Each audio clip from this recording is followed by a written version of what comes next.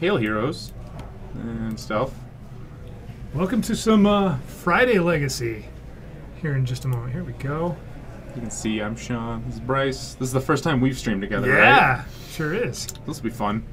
So we've got some Friday FNM Legacy. I don't think I've casted on a Friday before. Probably not, because I've casted like every Friday besides one, and if you had, you'd probably be with me. We'll do that one day.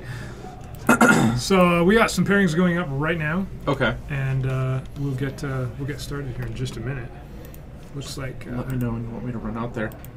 Looks like we already do have some pairings going up. We just don't know what they are yet. Okay, you want me to run out there? Yeah. Oh, here we go. I got it. It's coming in. Yeah. We have Corey versus Davis and Noah versus Jason. Now the question is, who's who? Who is who? All right, I do need you to take a peek. Okay. At their decks and names. Who's playing on the mat? Yeah. We're gonna do 3 rounds today, and that's what we've been doing. Yeah. So it looks like we got players shuffling up as soon as I get who's who. We'll get that going here. Give me just a moment.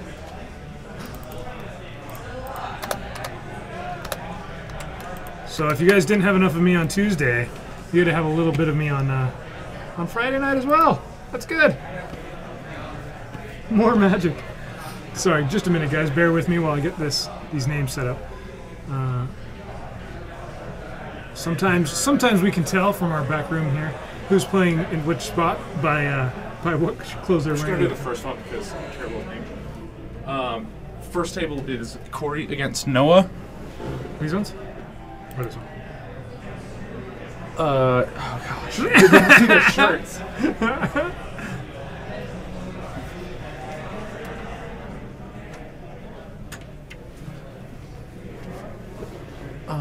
Gray stripey. Yeah, okay. This guy. Here we go. Go ahead and close that door all the way. Okay. Corey versus Davis. All right, we're going to find out together which decks they're playing here. It's Storm against Show and Tell. Oh, we're not going to find out together. It'll be great. Yeah, that'll... Well, we just did.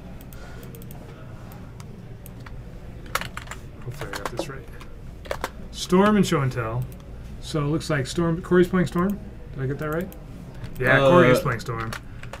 Yeah. All right. I'm really bad at putting faces to names.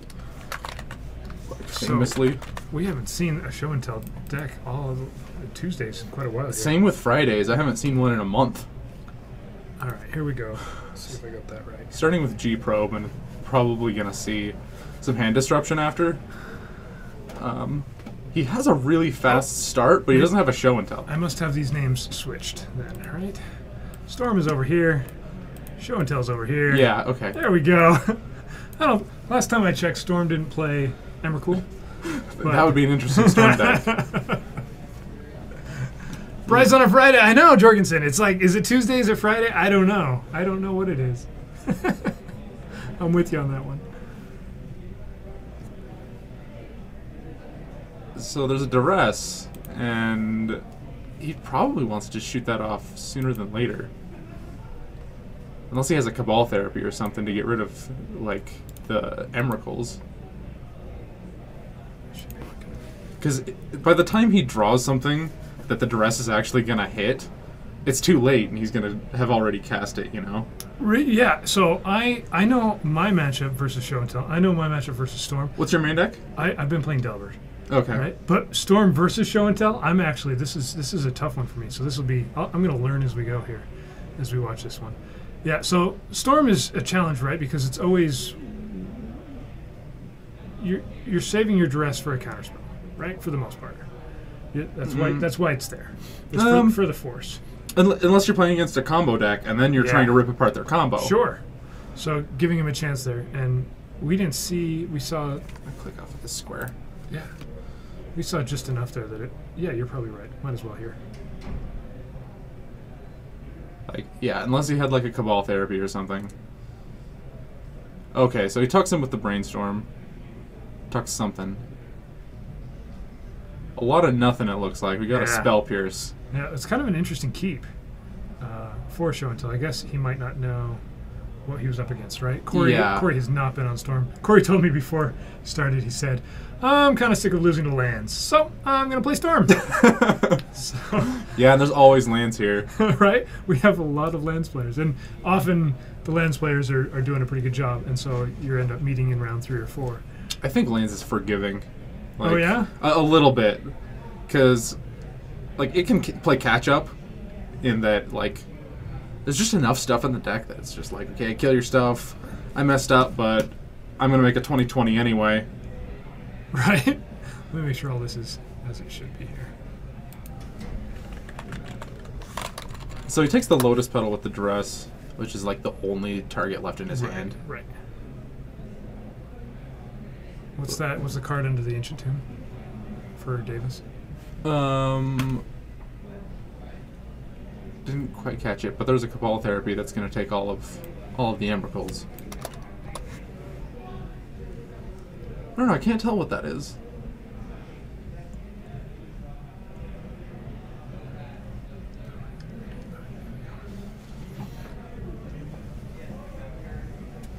Okay, it's just a fetch land. Ah, yeah, it's just a Misty. So we have while these guys are figuring out these early turns, we have another packed house today for Friday. Every time. There's a full thing of Modern going on. There's standard players. I'm not sure exactly how many standard players. A draft. And a draft going. Let's see if we get a response here. We have a new chat system set up that We can talk to the front desk. sometimes work. Yes, sometimes. Yeah, they have to be looking at it.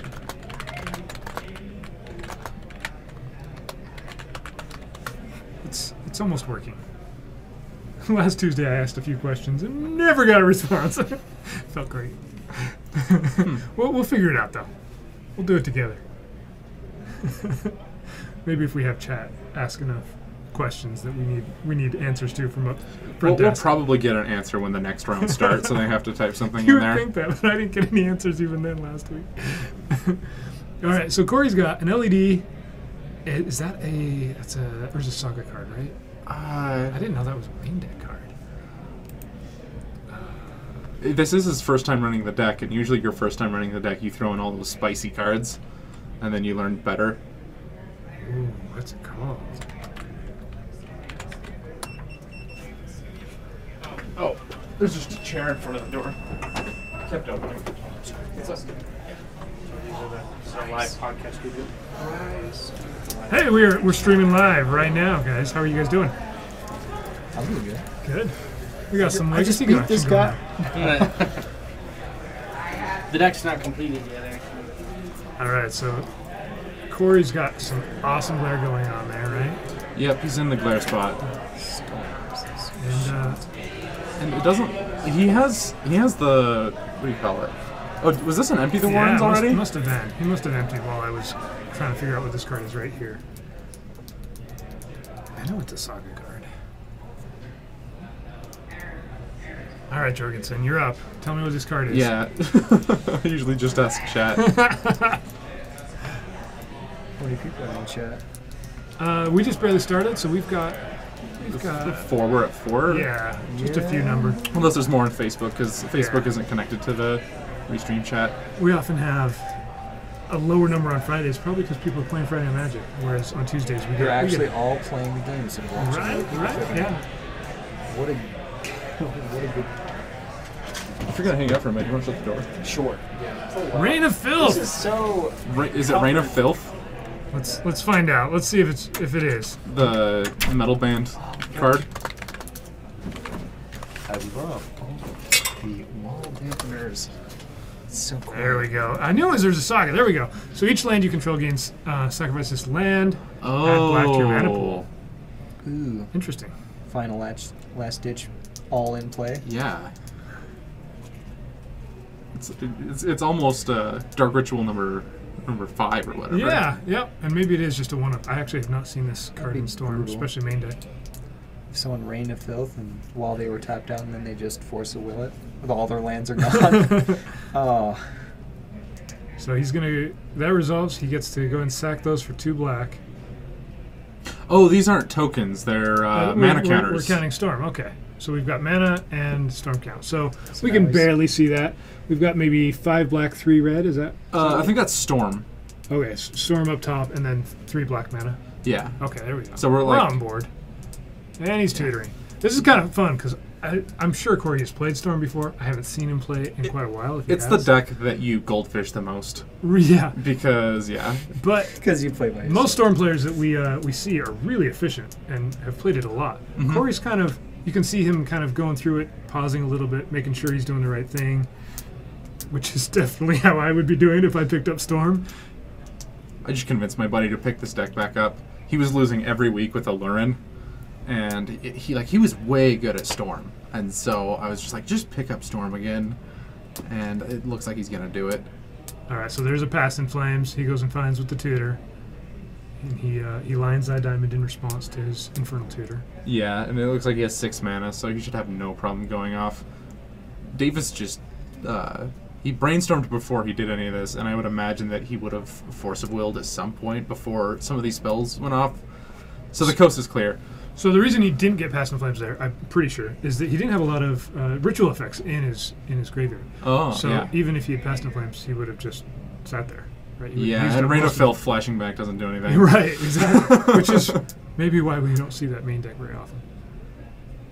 Do you know why they would play it in the sideboard? Taxing effects, maybe? Yeah, I haven't seen it. Maybe it's just the type of Storm decks that we've seen here. You know, there's only 1 or 2 players that really play it here, and those are the ones I know. Those Yeah. are the decks. So here we got Ad Nauseam. So he's losing life for each one of these mana costs. Davis helping him out with that. Yeah. Yeah. Ticking down. It's the most fun part, right? So when you're a Storm opponent and your opponent is Ad Nauseam, this is the most you get to do. This is the most interactivity This right is here. the interaction. You get to Try to kill them. you get to help. It's great fun. You got to make sure they're all doing it legit. So we see some rituals, some Infernal Tutors. He needs another Lion's Eye Diamond, right? And he's got, he can at least do it once more. He can at least hit one more card. I don't think, how many 5 costs does he I have don't in his think deck? there's any. Yeah. There's the one Ad There's- Nauseam. And there's the one Past in Flames, right? Which is 4. Is 4. Okay. And that one is Shiny. It's very shiny. hard to tell what that card is. That's what that is. It cost 2, whatever it was. When does Ad Nauseam stop? Is it any number? Yeah, Dark Petition is another. It's 5 any drop, number, and he can absolutely. stop at any point, and he just needs to stop before he kills himself. And What is he looking for Dark then? Petition. I would imagine just enough stuff that More stuff in his graveyard? that he can just dump enough rituals in his graveyard that when he Yeah, does so Past in Flames, okay, so he keeps going. down And to he 1. stops at He 1. has to stop there. Can't go further than that. So Corey has a couple cards in his deck that I'm not 100% So sure he what they doesn't are. have anything in his hand. That's his essentially his That's a hand Cabal graveyard. Therapy on top. Not really useful. There's a couple Dark Rituals, 2 Gitaxian Probes that don't do anything. 3, those are tutor effects, right? The Infernal Tutors, yes, Yeah, but he needs to have an empty hand for them to do anything. Yeah. He can only get another card from that's in his hand if he doesn't have Hellbent. They do go look for, How you doing, non-interactive? Here we are, from Friday Night Legacy. they do go look for the rest of his Dark Rituals if he needs to get the Storm count higher. All right, this is definitely a card. It's a Magic card. man. That one's a hard read.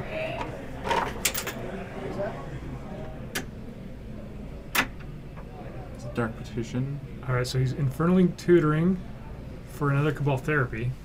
That's interesting.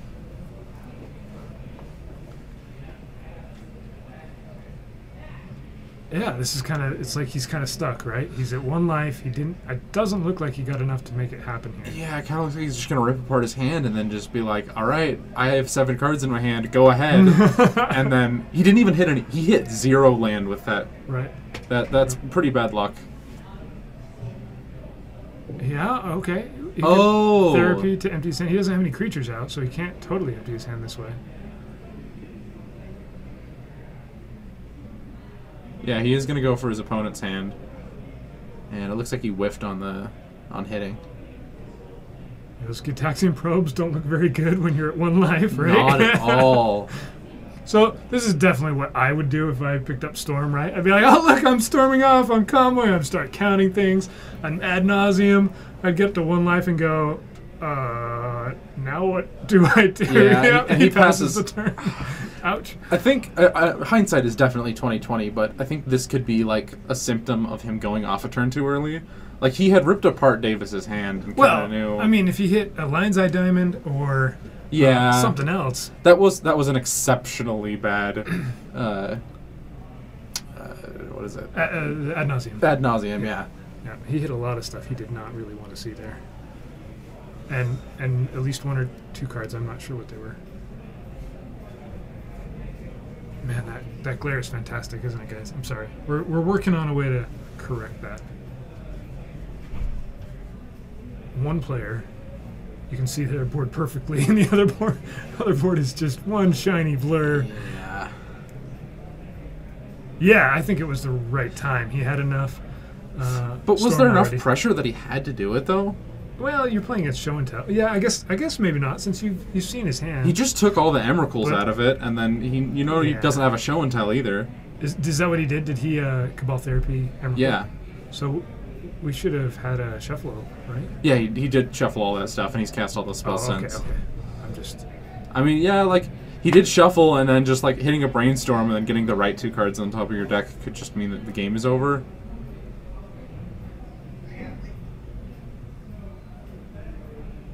So we got a discard. Yeah. Discard to hand size, just what you want to do. It actually happens quite a bit, I think, in Storm, where you're waiting to get the right combination of cards to protect your combo. A whole bunch of cantrips in his hand.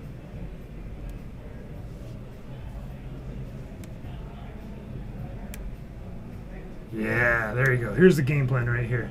Wait for Davis to fetch himself to death. Right? Is that... No, it's probably... Not really. That's probably not it. I don't think there's enough in the deck, even with the Gitaxian probes.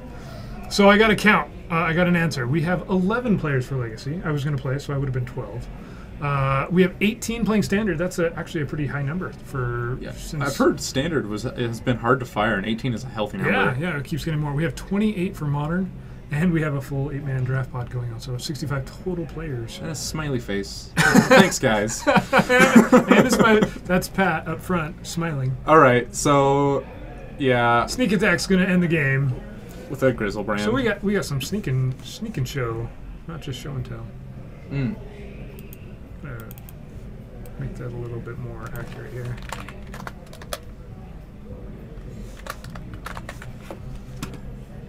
Alright. So while these guys shuffle up for game 2, we'll try to figure out what's going on over here. This is going to be Noah versus Jason. Looks like... Is that a Thraben Inspector? Alright, here I'm gonna turn these off and just transition over here. Is this Popper? Yeah, we got a Thraben Inspector. I've seen a little bit a Thraben Inspector just because you want that 1-drop, apparently. And the clue is good. This does not look like Legacy. Alright. I'm pretty sure we had some players playing some Standard. Okay. And their next... Okay. I was like, what is going on here? We got Winding Constrictors and Walking Ballistas. So this I didn't even know what that other part was. Okay. We're trying to figure out these Legacy decks. Wait a minute. I had Walking Ballista. I was fine with that one. I don't even think this is Modern, is it? I think this is Standard. I don't know. I couldn't identify. I mean... Go back to the shuffling. Yeah. All right. That's fair. Let's just transition back to some more. We might catch some mulligan decisions. That's fantastic. Here we are looking at this going, okay, we've got 2 Legacy players next up. No, we don't. I've never seen a clue pop. Well, okay, not a clue, because Lance does play clues, but... Yeah, Tireless Tracker is a thing. But not a Thraben Inspector. Yeah, like, that would just get eaten. I've seen Thraben Inspector entering Modern, right? Okay. Some Modern deck lists, and even there I was like, okay. What deck lists? I wish I could tell you. Maybe just Death and Taxes. Okay. In Modern. I'm so out of touch with Modern. Yeah. But Pauper, that card's taken over. Oh, yeah? Is that the That's card? like my main format besides Legacy. Okay. So... You definitely have me beat. I don't think I've ever played a game of Pauper. It's amazing. So Legacy on one end, which is like, okay, my deck costs a few $1,000s. Pauper on the other, which is like, my deck costs. The similar part is the card pool. Okay. They're the largest two card pools besides Vintage. Sure. Like, you have more cards in Pauper than you do in Modern. That's cool. And the power level's a lot more Even even. though they're all commons. Yeah. Yeah. But you get to play Gush? Okay. That sells a lot of people. I'm not sold. I'm not sold.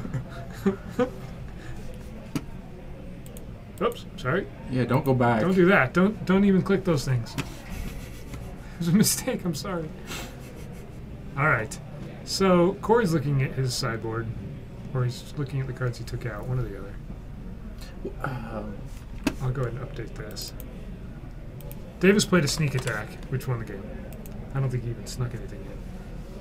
No, he did. It was a Grizzlebrand. Okay.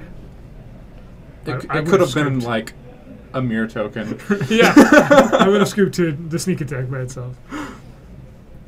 If he doesn't have a guy in his hand, and you get one more turn, Storm, sometimes something crazy can happen.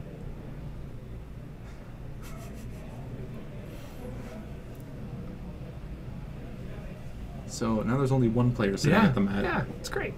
It's really entertaining quality shuffling right here, isn't it? Gush is just as exciting if you have 7 basic lands in play. Yeah, okay. You have no idea. See, I can't even argue against Pauper since I've never played it and I don't... Meh. You could start talking about Commander right now and I would similarly be, okay, I know other people do that. I don't play Commander.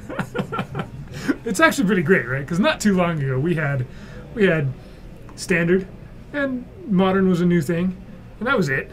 Yeah. Right? And especially here locally, we had no Legacy scene.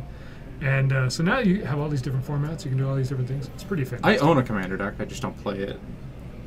Just on principle. No, not really. It's fine. I don't have a good play group, and that's the entire format. Is Absolutely. Your play group. Right? I've totally found that as well. You can sit down and there can be that one guy who's comboing off on turn 3, and everybody else is like, well, you won, so how about you get up and leave, and we'll continue having fun. Yeah. Because we're here to play a billion lands and play things that cost 15 mana. And that's what ends up happening to me, is I try to win too quick. And it's just it's not Okay, fun. you're that guy. Yeah. Well, I thought, I play Magic, trying to win. All right, storm count is 1. Here we go. We see No show and tell again, but there's surgical extraction. Corey's gonna have to fight through, which really isn't that hard. he has a bomb, 3 cantrips, 1 land, and a Lotus Petal. Yeah, that's all you need. You could go. Yeah, that's definitely keepable.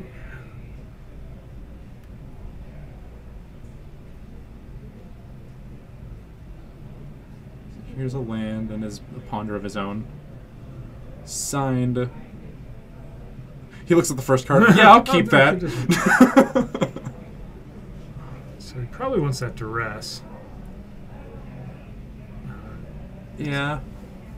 It's not the most exciting duress, but at least he knows that he'll hit something.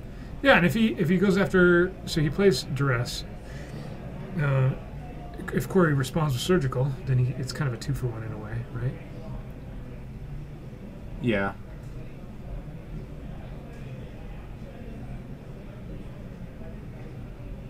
All right. Davis is going to fetch. Immediately. Goes for the basic island. Of course. Okay.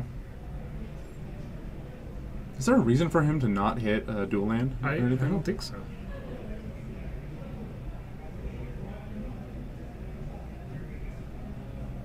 All right. So we're both pondering, having a good time. Yeah, just thinking up a storm. There's an Emrakul and a land.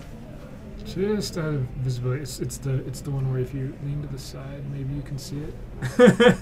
I do that all the time. It's usually just to get closer. Yeah, it's Grizzlebrand Emrakul something. I think it was a land, but All right. he's keeping it.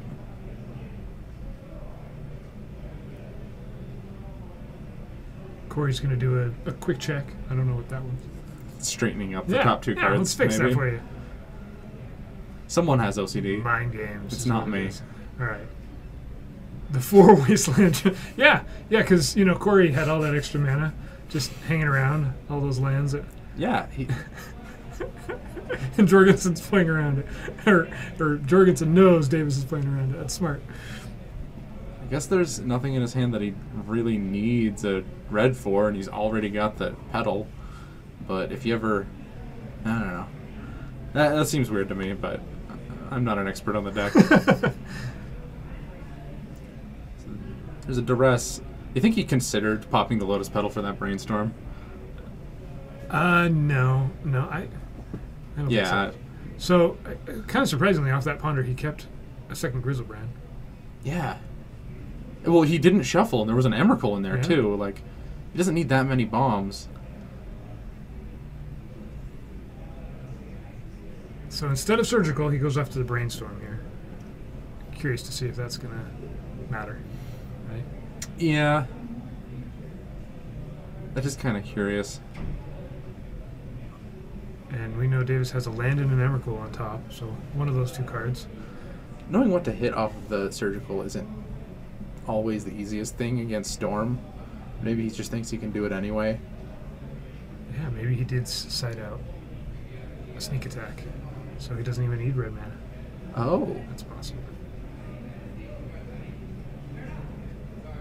Now we get a shuffle effect.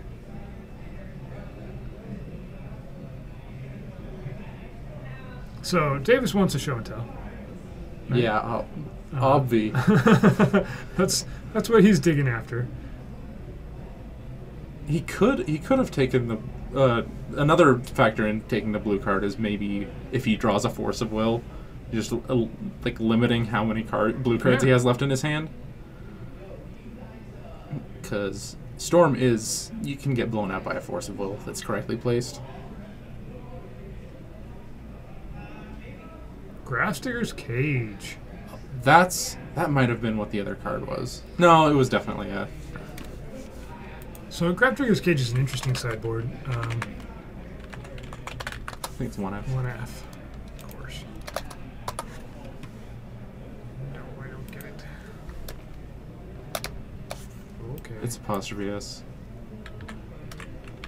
How about we do it this way? We got the internet being awesomely slow. There's too many cages. Oh, there was one down there. Oh, I found it. Right there. Oh, Got it. Roll past it. Yeah, just a brainstorm on the side of Corey. Let's see how we have this set up right now. It's URL. Okay.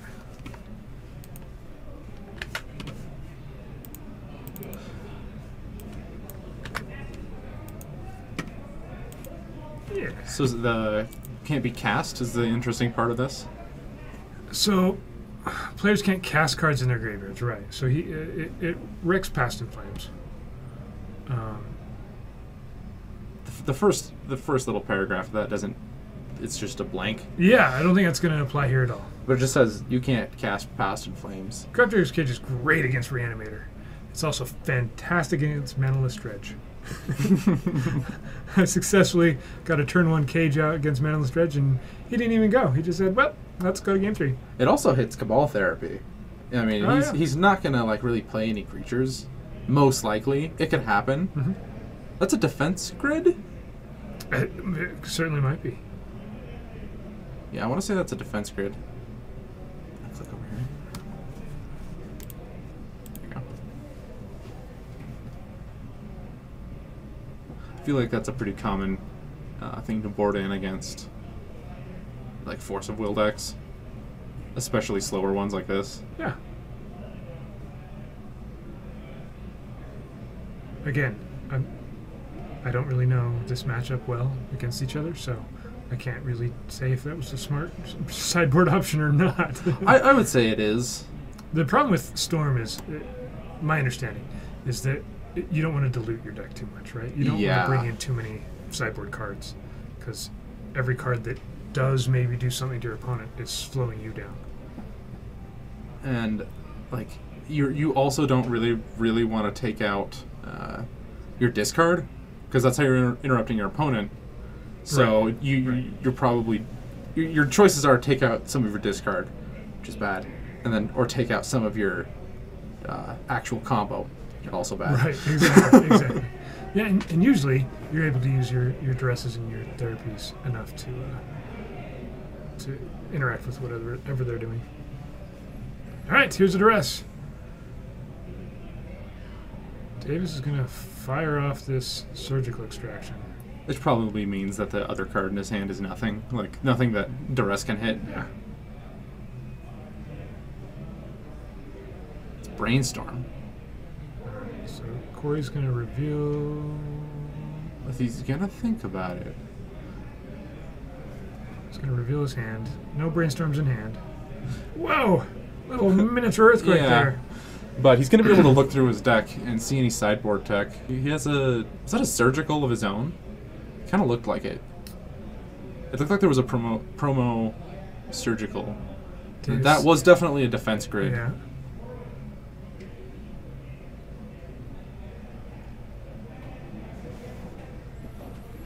Well, this is not exactly how I thought this match would play out, right? I thought it'd be over by turn 3. I guess we're on turn 3. It's gone a little slower than how I thought it might happen. Yeah. I think that's kind of how you want it to play out. Like, more as a Storm player, I feel like you want it to go a little bit longer so that you can build up your hand. Oh, yeah. The worst thing Corey would want to see is a turn 2. Show and tell, right? Oh, it can happen turn 1. All right, so we bring out the counters that are not empty Yeah. to Warren's tokens, right? We're storm counting here. I just looked away and it was a shot in the dark. Yeah. I could, well, when there's that glare in his graveyard, too, you can't tell. Yeah. All right, so we're counting up. Storm is 4. And that's the card that I still am not 100%. I'm just gonna go check. All It's right. driving me It's nuts. the second one in his graveyard now. It's a promo version of something.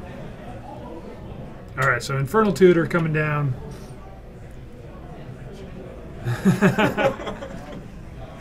It's a Cabal ritual. Oh yeah, of course. It's the promo Cabal ritual, right? Yeah. There we go. It's from. You can sue me for not knowing every art on every Magic Right. card. You won't win that lawsuit though. Let's pull it. Oh, let's do. Yeah, let's do it like this. So it's the from the Vault lore Cabal ritual, which is actually kind of cool.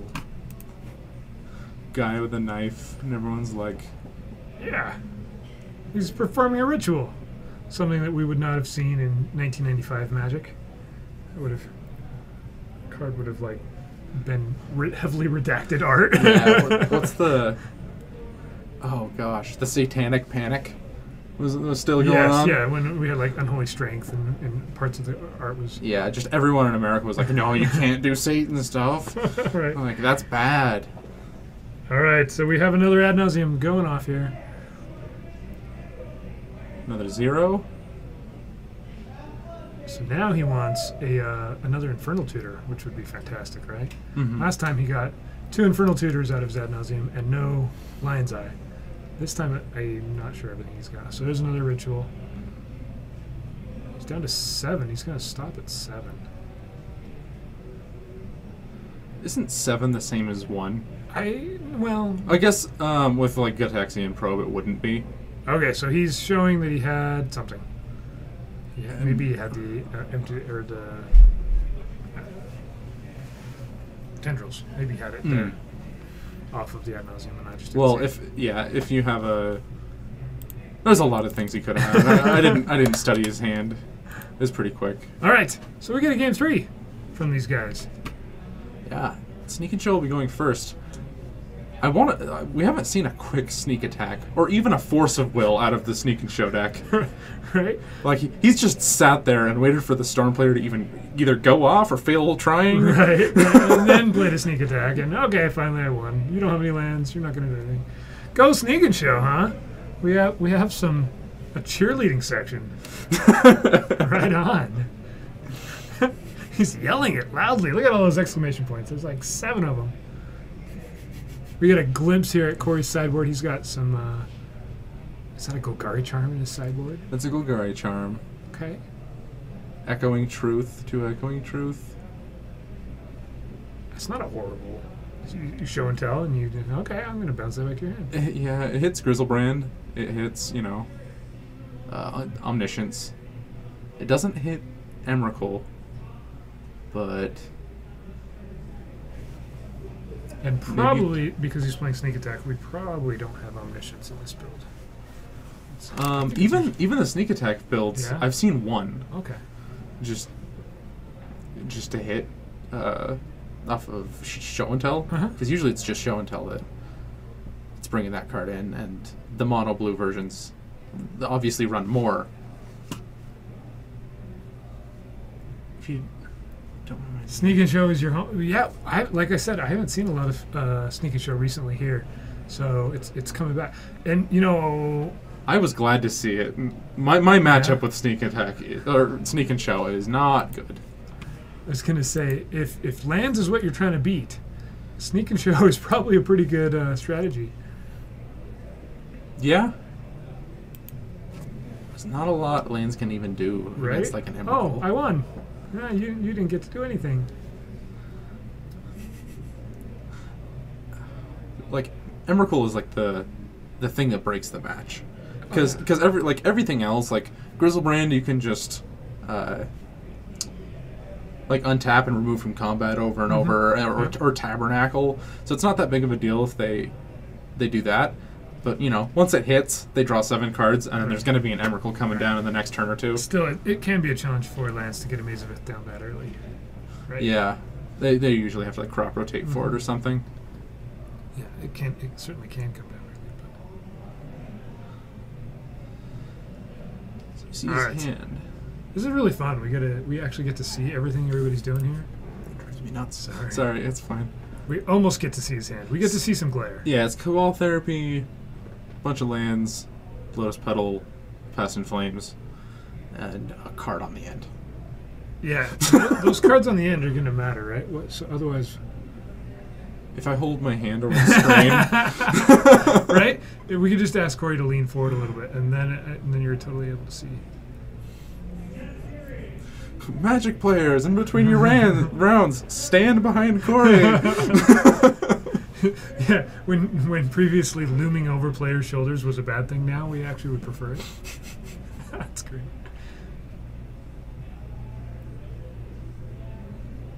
All right, so it looks like Davis did the same thing there. He drew the top card off of Ponder, and then, oh yeah, I gotta look at 3. That's right. Okay. And yeah, he just did it twice. He ends up just taking the top card and putting the other 2 back in the same he knew order. what he wanted, yeah. He's like, I'll look at these 2. Yeah, those are perfect. I knew they were. They might be turnips. Lotus petals do kind of like look. Who can say really? I don't know. They were kind of turnupular. It's a word. Corey's having a think about which fetch land he wants to play. The classic play land. Goes and gets play other land. Yeah. Show you. You can see almost my whole hand, but psych. Not this one. So there's an underground sea.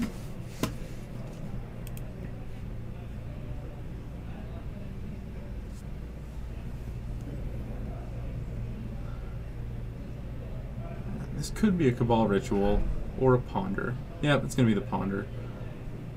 You usually want to find either another discard spell or like a G probe before you just fire off your, your blind. Cabal Therapy isn't that great. Just because you say it doesn't... No, it's totally how it works. You say it, it's a word. Pretty sure.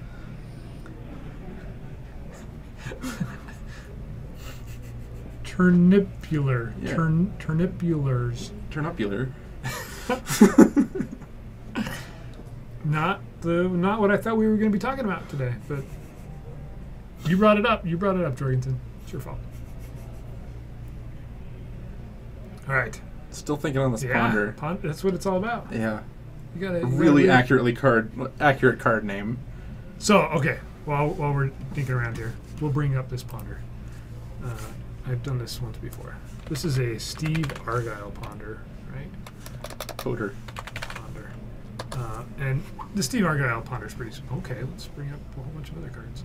So, but let's bring up this ponder real quick while we're Is that the right ponder? looking at ponders. And this isn't the one he played, but check this out. You got these 3 juggling balls, right, with a hand, but if you look, there's a giant face right behind I didn't him. notice that. That's fantastic. So when you ponder about the card, if you see something beyond, no, I don't know what it is. But I for years never saw that there was a face behind. There's just these moons. That's that the are first time things. I've seen it. Pretty great. So there is a duress.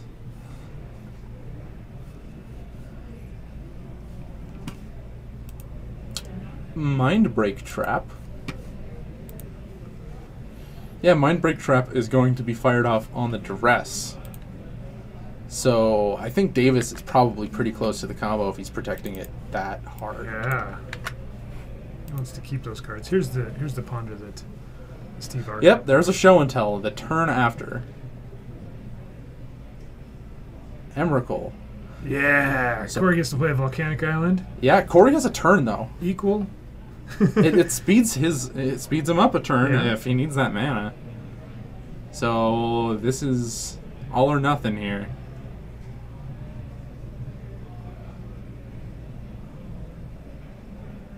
You need to go look at the ponders that I've looked at 5,000 times. Because there's a face. Meal Solutions. My name's Bryce. Have I ever done an altar on an Ice Age Brainstorm? I cannot say that I have done an altar on an Ice Age Brainstorm. Mr. Awesome Altar Guy.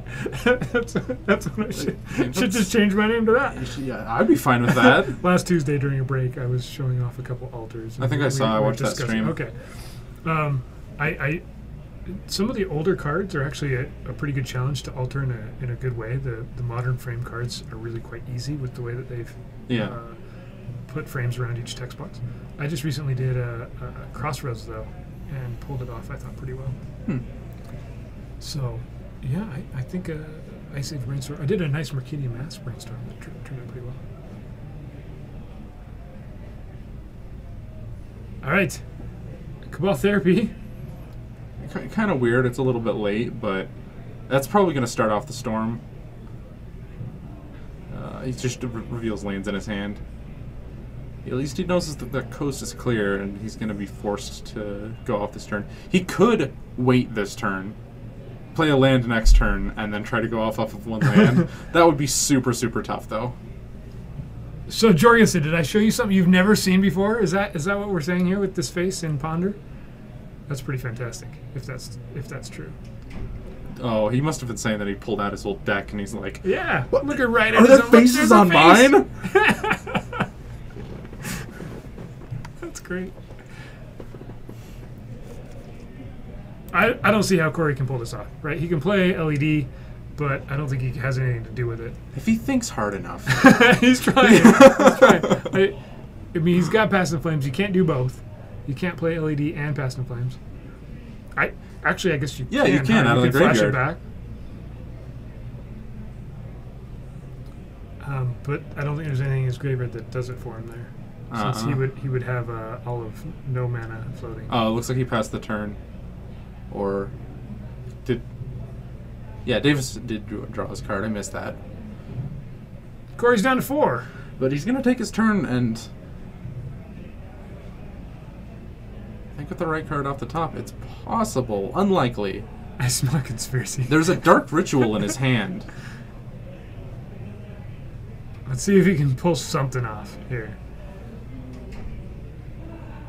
If he pulls it off, you know what would be coming out of. Right? Right? Because good luck. Absolutely. I'm not allowed to say it on stream.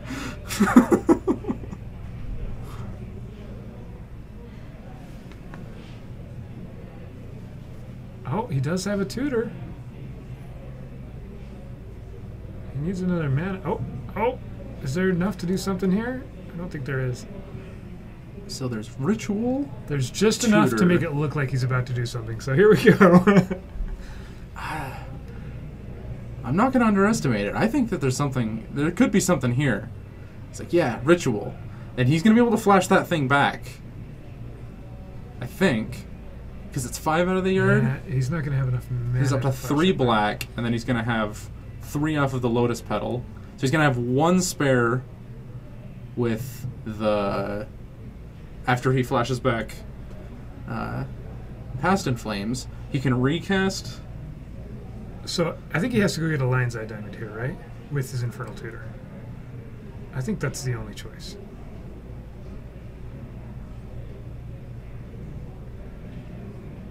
So he's got 3 black mana. I think it's too late. It's already on the field.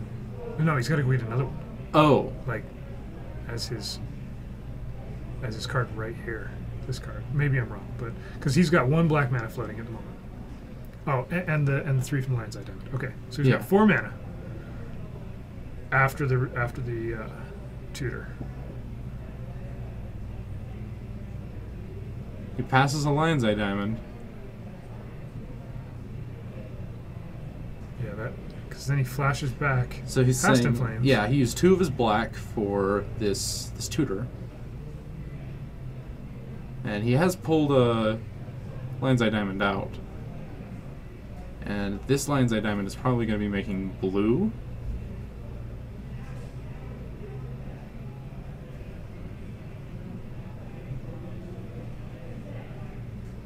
I think both players are just confirming what mana he's at and what his storm is.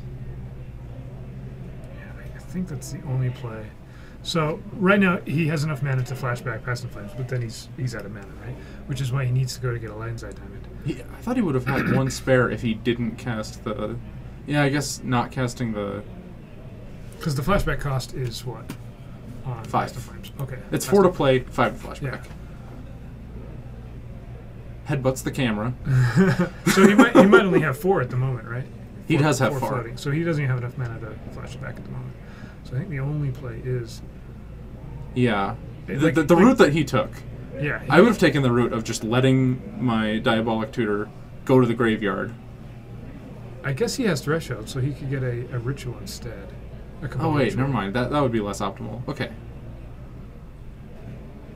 He does have Threshold.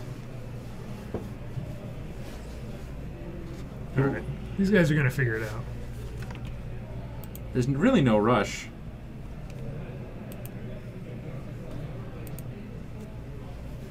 And that's a ritual, Cabal Ritual. You're right. So it looks like he's going to spend 1 of his black, 1 of his red, get 5 black. Is Cabal Ritual a win? Does he just win off of it?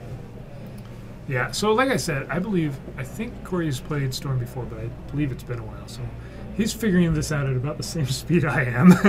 Yeah. And you can tell I'm pretty slow. I've never played it. I just play Trinisphere and laugh at him. Okay, so now we're going to see a whole bunch of stuff happening out of his yard. Alright, so Storm Count's going to go higher. His mana's going higher.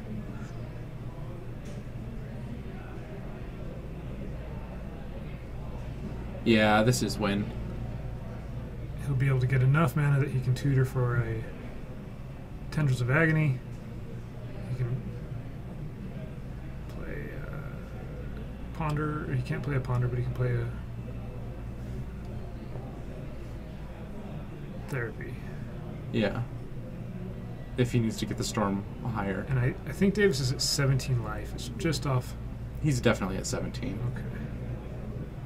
Because it's Probe, 1 fetch, 17. He flips over a Grizzlebrand. That doesn't really do anything here. Just ups the Storm Count 1 more. Yeah, the Grizzlebrand doesn't do anything. Oh, right. So here's a tutor. And we can't quite see. Maybe the Storm Count's at 9? And there's the Tendrils of Agony. It's a FNM promo. Yeah, it would only have to be at like 8. Right. And Davis picks up his cards. Corey got it. Yep. Yeah, he let the Emrakul smash him, and didn't matter. Just goes off of 1 land. Yep. That was pretty cool to watch, actually. It took me a while to figure it out. It took me just about as long as it did Corey to figure out which card he needed and how to have enough mana there. Whereas some Storm players I've seen, they play the deck so much they just immediately know what they're going and know the math right away, right? That's why you goldfish it so much. Yeah.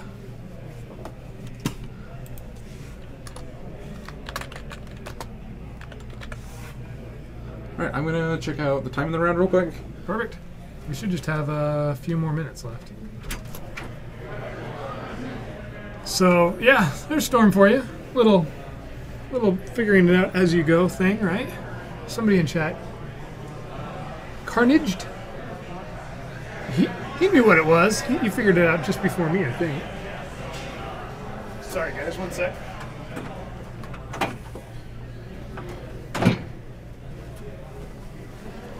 It's noisy out there with 65 plus players. There is one match going on still, and we're at -1 minutes. So that looks like that actually finished in turns. Oh, interesting. Like yeah, it was in turns, like right as he was finishing off Davis. All right, so that's the last match. Pairings will be going up here in just a moment. Yeah. Did he top deck tutor? Is that what the card he drew was? Is that how it worked out? That's pretty awesome. It looks like he took out Dark Petition and Ponders. Not Ponders. The probes? Texting probes, maybe? Yeah, some kind of cantrip. He needed exactly every card. There you go. Works perfectly.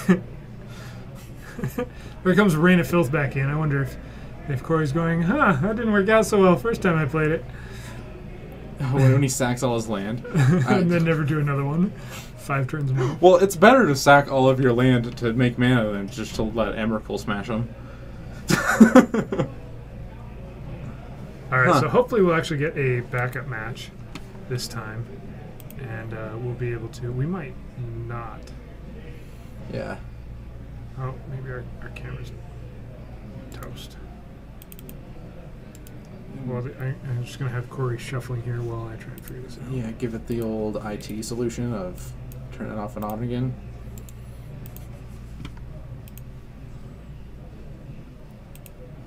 Cross your fingers.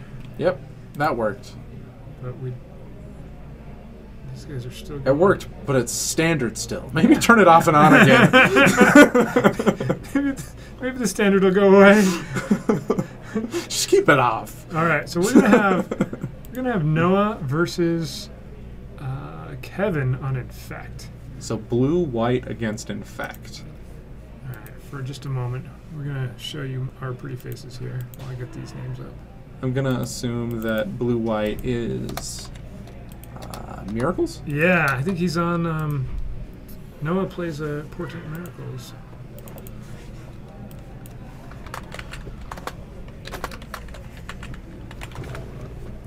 And it's pretty sweet when we get back-to-back matches and they just go right up. Yeah. Couldn't ask for anything better. Okay, looks like we're kicking the standard players off. That would be hopefully. nice. And it's on Odeon. We've seen him play Reanimator before. And then Calvin, who plays Grixis Delver. I really actually like watching Calvin play. I don't know a whole lot of people by name here, but Calvin's beat me enough times that I have respect for him. Oh yeah, Calvin? Yeah. So Calvin has been on Storm primarily, so he does have Grixis Delver as well. It's been a few weeks since he's been on Storm. He switched, I want to say, at the start of July almost. Oh yeah. Okay, so it looks like our standard match hopefully just finished up. They're shaking hands. Now leave.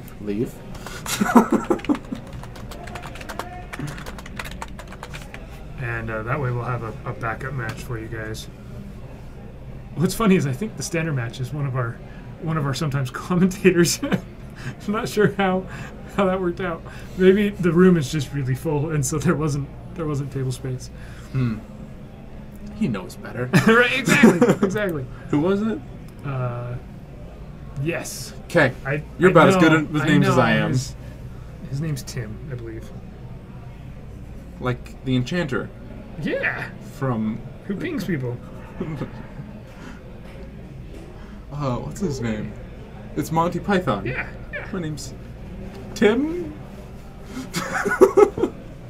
Sorry, guys. We don't have players sat down just yet. Looks like they're getting there right now. Yeah, pulling up a couple chairs. And hopefully we got which ones we thought we did.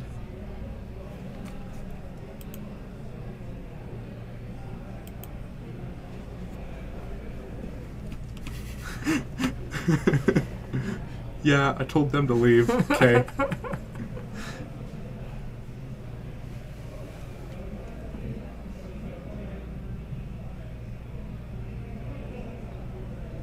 All right. So we'll get rid of us here as we're reading off this chat. That's a relief. right in your face. All right. So I believe this slightly skewed table is Noah and Kevin. And I also have not seen Infect in Legacy in quite some time, so this should be kind of interesting. Now, Miracles, I was just reading online, is doing really pretty well. Yeah.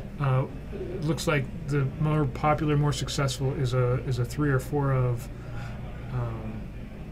mentor build. And yeah. On Tuesday we watched Josh play Portent Miracles without mentor, and did well with it. What was the win con? It's just an entreat or Jace. So I it's just a one of Entreat the Angels or Jace the Mind Sculptor. I haven't seen an entreat in a bit. Yeah, that was the way to go back with counterbalance and top, right? But I saw a bunch of people not. Yeah, because you were able to top and cheat the top in a way that helped your mentors. But I think it's funny that at the same time you heard people being like, no, you can't ban top. Miracles will just die. And then, oh, you didn't ban the right card. Miracles is still here.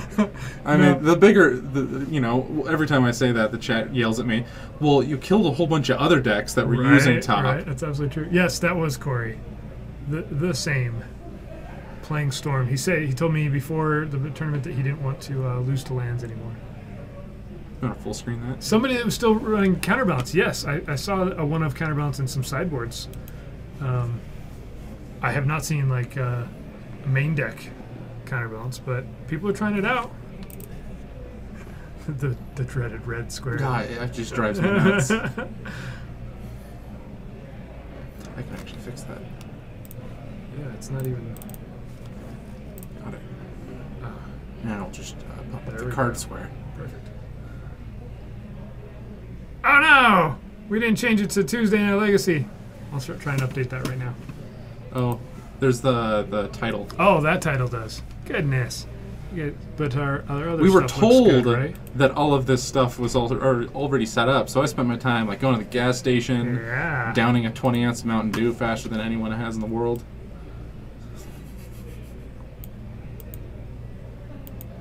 Title. We have some FNM Night Legacy. Oh, spacing. Everybody gets to see me push the spacebar 6 times. There we go. Totally That centered. doesn't look nearly as cool. I'm so used to Tuesday Night Legacy. What is this FNM Legacy thing? I'm gonna go home tomorrow and be like tonight, and tomorrow wake up and be like, it's got to be Wednesday, right? It's got to be. So all right. There's a mulligan already for Infect. I have to say that this is probably a bad matchup for Infect. Just this much control on the other side of the field. Yeah, I'm curious to see how it. Down to 5. Yeah. I I think that's fairly common for Infect, since you have to find the right mix of stuff. Should we go out and tell him that he can go to 6? No. It makes it way more interesting to watch. Friday Night Legacy? That's just confusing. Sounds way too much like Tuesday Night Legacy. You could change it to FNL. No, see, there's these really cool promos that you get for playing, except they're not going to be really cool much longer. Oh my gosh. Double-sided I was tokens. trying to be upbeat here, and you just... All right, infect on 4 cards. Let's see it. Land, crop rotation, a daze, and a brainstorm. I think that's keepable. I think that's an invigorate there. Oh, is it an... Yeah. Oh. Because the crop rotation would have represented a possible creature if he had drawn another land. But it's not. I've seen some green suns. I haven't seen crop rotation in effect. It's a one of in almost every list. Okay. Like I said, I haven't seen an effect in Legacy in quite a while. And even if you had, the one of doesn't.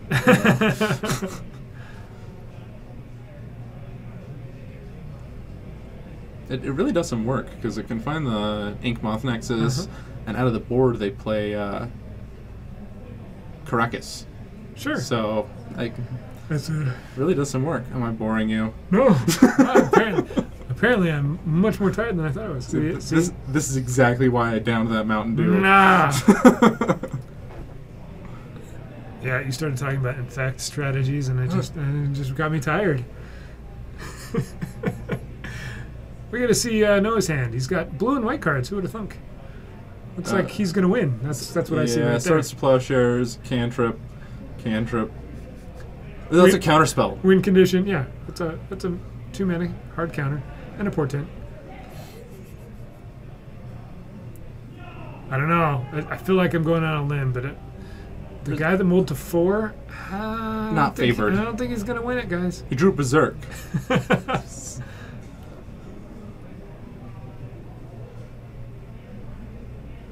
On a tangent, Berserk is the best anime ever. Just saying. that is a tangent. I have absolutely no idea what you're talking about. Back to Magic. So these guys are keeping track of their life on a fantastic phone, and we'll have to have them put the dice out here in just a minute because we can't read that. I can't read that. 20 to 17. 20 to 17. We can pretend to read it. We can tell it to you. I'm not sure. Maybe everybody else's screen is larger, but if you're watching this on a phone, good we'll luck keep reading those announcing numbers. it. We put the really large dice there for a reason. Some players have a really hard time with it. I actually do. I have to write it down and turn the dice. Yeah, I do that too. And sometimes. Yeah. Brainstorm. There's a Blighted Agent. That looks like the Glistener Elf. And then Spell Pierce. So, like 2 creatures and a counterspell. Yeah, I think what he would love to do is get a creature in play, have it get swords. Or no, was that just a Berserk? And then it's hard to tell. Drawn like an Ink Moth Nexus or something like that can't be countered, and have a route. Or just be able to like Spell Pierce whatever he does to counter it. I guess there's the Swords to Plowshares that he also has to worry about. He has a daze that's not going to do anything. right. Being on 1 land is hurting right here, for sure. Looks like he just drew up Become Immense. I think his path to victory. Okay, Portent is going to screw up things because he's going to be able to reorder those or shuffle. Whatever's worse. He just blows his counterspell on. Oh. Okay. Really doesn't want that portent to resolve. It was an opportunity to get the days to work. He knows he's not going to make any more land drops, and maybe he cares about the cards on top of his library. Okay, that's a Noble Hierarch. That's a good bait spell. I feel like. Yeah, he's got to play. He doesn't have any other choices here.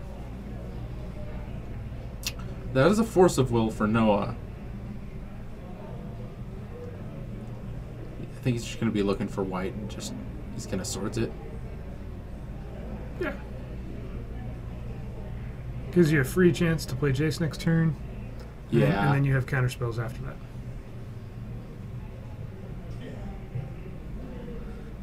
And the Jace coming down. That's bad news. With Daze mana up.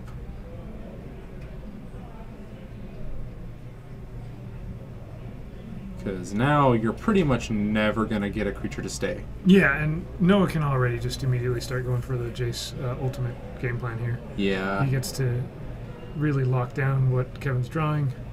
And Has an Invigorate, and yeah, it's Yeah. just over. yeah. The guy that mulled the 4 didn't win. Uh, Surprise.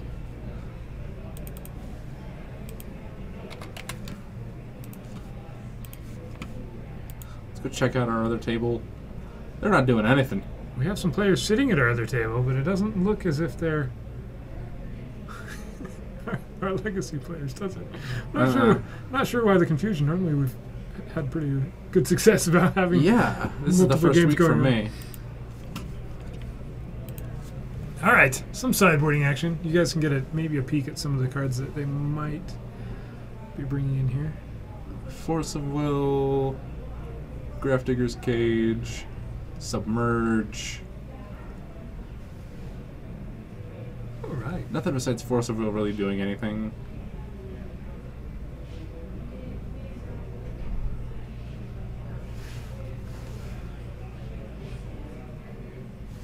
I'm sure the Miracles player has plenty of things that he doesn't mind bringing in. Just more removal. Even bounce spells would work. If he had a Submerge of his own, that would be a good card. So I have a. What do I have for you guys?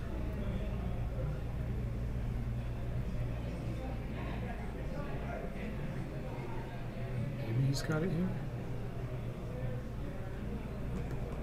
So tomorrow's Saturday, Okay. which is game day, right? And we've got. What's on the ads or the PowerPoint for the ads? Let's see where that is. They've got something kind of cool going on here for game day. It's a little different than other game days. Let me see if I can find it for you guys. Pull it up this way. Give me just a second. While these guys are shuffling. So I'm really, really bad at finding tournaments. I usually just tag along with my buddy, and he's just like, yeah, I'm going to take you to this one this week. And I'm like, all right, I have that format. And so is game day always standard? Yes. Okay. Yep. It always has been ever since they started. It hasn't been around that long. Okay. Let's see if I can pull it up. So they've got this, what they're calling the Path to the Pro Tour. It's tomorrow at 11 a.m. And what can I tell you about it? It's standard. It's 11 a.m. And it's a game day? Top 8 participants receive so just the normal game day promo, right? First place receives the champion mat. In addition, the top 2 players receive $200 travel vouchers to GP Denver. So it's a way to, if you can't afford getting to a GP, you come here, you top 1 or 2, just a game day event, and you get enough money to drive and pay for a hotel at GP Denver. Yeah. And maybe part of the entry fee as well. That's huge. And then, of course, if you go high in a GP, you get a Pro Tour invite. So it's a way that the store is trying to sponsor, pretty much. It's getting some people to try and get there to the Pro Tour. Price for this event is going to be $35, so it's quite a bit more than a normal game day because of that much higher prize. And I'm sure the prizes for players as well. They're always really high. amazing Yeah. here. I've always been really impressed with what they're giving. So starts at 10 a.m. registration and then 11 a.m. And then I know that they're going to have another, just kind of like a regular game day as well. Let me see if I can find that. So, really competitive shuffling here. Right? They're listening to me plug this, and so they're giving me time to find all of this stuff. Extraordinary amount. Okay. They've presented their decks. If they mulligan, All right, so the normal game day is going to be at 3 p.m. here tomorrow, and it's just $10. And it's $10 if you entered the Path to the Pro Tour format. I'm not sure what the price is if you didn't. Interesting. But the same game day promos and stuff like that for game day. so I think this is Wasteland, 2 Force of Will,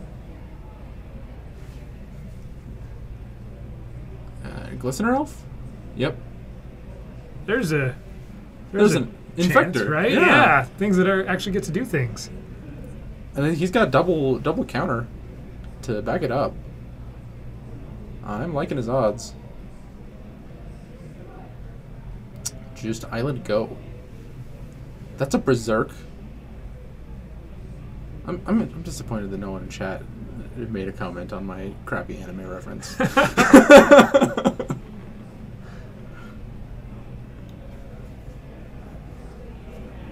There's another Glistener Elf and an Inkmoth Nexus, as well as a Brainstorm. That's a pretty good Brainstorm right there. It's like, what do I want to put back? I love all of this. Yeah, just want it all. So here we get to see like a real Infect versus Miracles matchup. A 7 cards. Yeah. Yeah. Where there's actually a creature on the board and Miracles has to figure out a way to deal with it or counter the Become Immense or the Invigorate or whichever other pump spell is going to push the Infect creature over the edge. So yeah, one of the cards he tucks is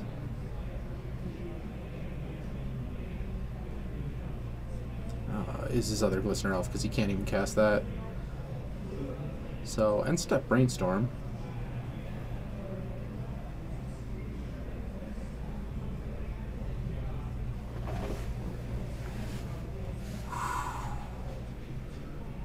He's gonna put Terminus second from the top. That's rude. That's what that is. Yeah, if you can get to it without having to crack a fetch land, that's pretty rude. Oh wait, yeah, because you crack your fetch land In response to the Terminus the Miracle trigger. Yeah. I caught myself. Yep, it'll work. So let's see if Kevin plays into that here. You know, he can force it, so if he wants to, he might be able to survive a Terminus. He could also just let it resolve and play his other Glistener Elf. Right. Or just, use his Inkmoth Nexus. That's not nearly as exciting. Ooh! He doesn't know it, but just activating that wasteland would be it would be a beating. Because he'd be forced to get rid of his Terminus. Yep, Noah's going to take 2 Infect. Since he doesn't... Ooh, he just plays right into it. Plays it all out there. Yeah. So now that Force of Will might be the thing, right? Yeah. Alright, so he fetches in response to get some white mana. And yep, there's the Force. Pitching Brainstorm. So he has another Force of Will in his hand, along with a Daze, I feel like. No. Is that a Vines of the Vastwood? I think so. I think it's a Vines. That's just going to go away. Ooh, that other island. So I think Noah would have had a line. But as it is, he's going to have to Brainstorm a Terminus back on top if he has one. If he's got a Brainstorm. He's got a Terminus in hand. Maybe he doesn't. It's either a Terminus or a... That looks like a Terminus. That or the thing where you put it on top of the library. Unexpectedly Absent? Yeah. Yeah, I think he's got both of those. Okay. Absent he won't be able to play. It has double white. Yeah. So here we are on a attack with 1/1's game plan. Yeah, he's already at 3 Infect, and this brings him up to 6. Noah says, okay. Doing Berserk really doesn't do anything besides make him lose one of his creatures. Yeah, and the chance of Noah having a counterspell is pretty good. Pretty Yeah. sure he's got one.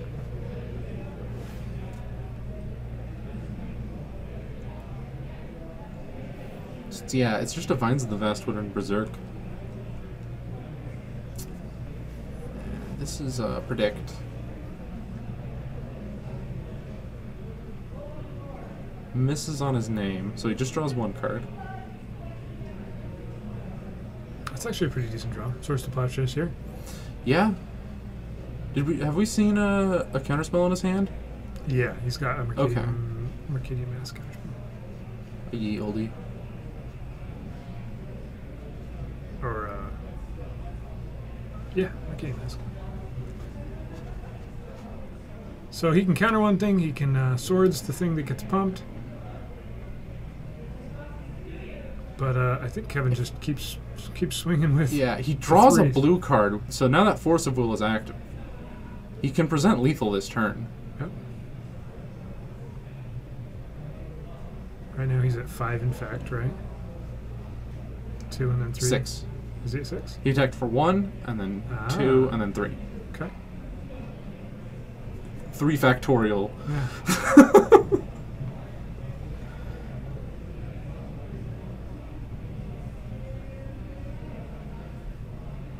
Isn't he a mana shy on...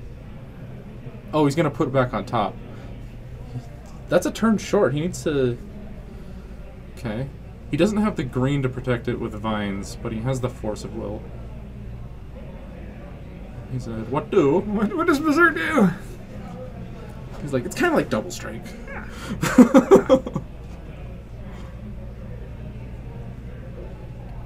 All right. So here's the counterspell. So Noah has a Swords to Plowshares to survive here. Yeah.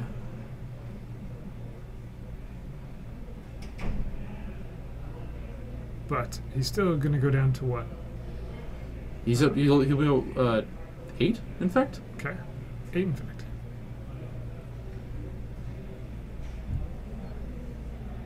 Really little on the phone there. If you guys zoom in, still can't see it. Oh, so he's both got of the their dice up top. Yeah, both of their life totals are at 20 on the phone even. Right. It's just tracking the infect. Yeah. So Noah Almost jams the card in his hand and then Yeah. goes, "Oh, that's a terminus."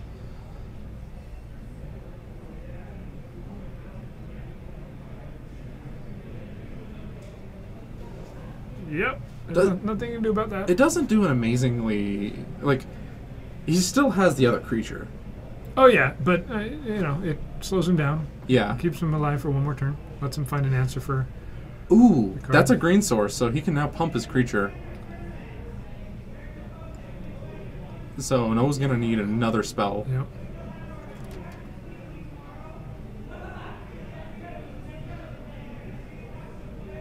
And it's a flyer, so even if he jams that Snapcaster, it's not gonna do anything. So I think he's got it here, right? He can brainstorm. Go try and find an answer. How can he brainstorm? Oh, he has a brainstorm in his hand. I think so. Okay. Right there we go. Yep. Creature Activate. attacking. Swing. No, it says yep. Oh! Oh, he doesn't want to use it here. Interesting. Oh. Ow. Oh. That was quick. Not sure why you didn't try and cast it right there.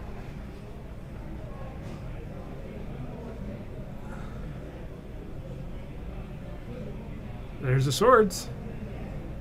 That'll answer it. It'll answer it, but he has the sandbagged Vines. Vines. Right. So he'll be able to protect it from swords. Because now he's at 9 infect, right? So he just needs to attack for 1. So it actually works out here. Does he have another brainstorm or something in hand to do the terminus? Because the terminus does it since it doesn't target. Right. If he was able to draw a card during Kevin's turn. I don't think so.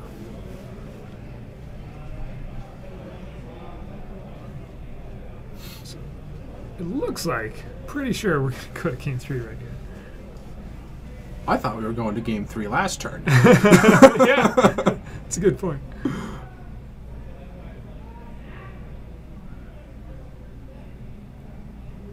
Yeah, Vines of Astwood is certainly the right card to have here. But, like you just said, I think it would have been the right card to have last turn.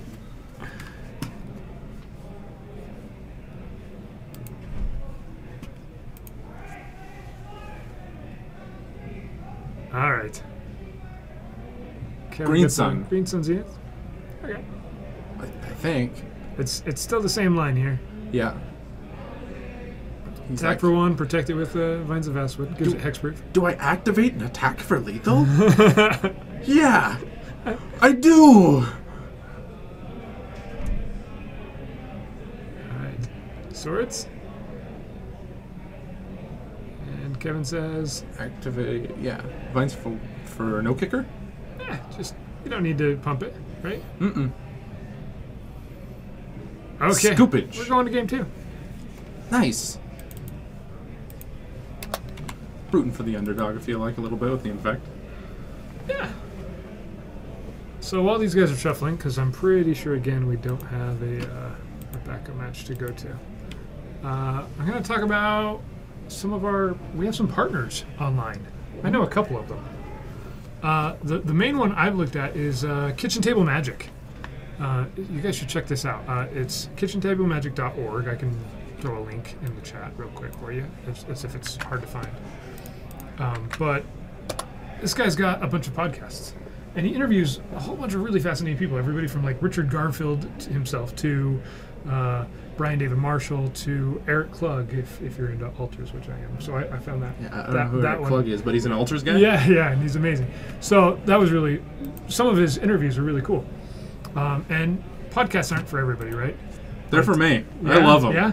So yeah, they're really awesome interviews, and they give you a little bit more insight to some of the people that you watch on stream, or you watch, you read their articles, but you don't actually get to hear them talk much. Some of them.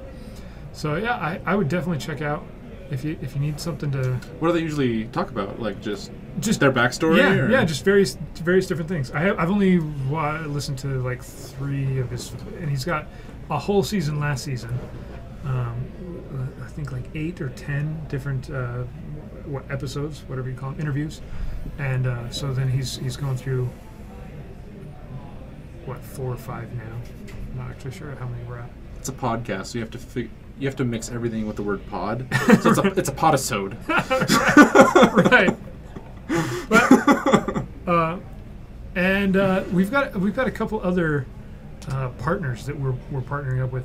Kitchen Table Magic is the one I know more about, but I've got a nice script I can tell you about some of these other ones. Eternal Durdles is another podcast, and Brian talks to me about this one all the time. I just don't have time to check out every single podcast he tells me about, right?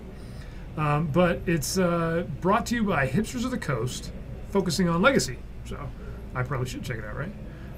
It's hosted by Zach Clark, and we got a Paragon City local, Nate, who we often see on camera trying to do some interesting things. So that's another one here. I'll link that one as well if anybody in chat wants to look at some podcasts. Nate has done some write-ups on our metagame and stuff like that as well. Oh yeah, for us. I read his metagame breakdown. That was good. So they both kept on 7. Kevin ripped the Glistener Elf off the top, and I think Noah's thinking about this Force of Will.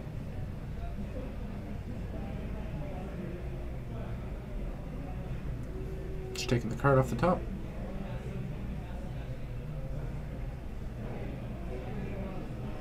Ooh.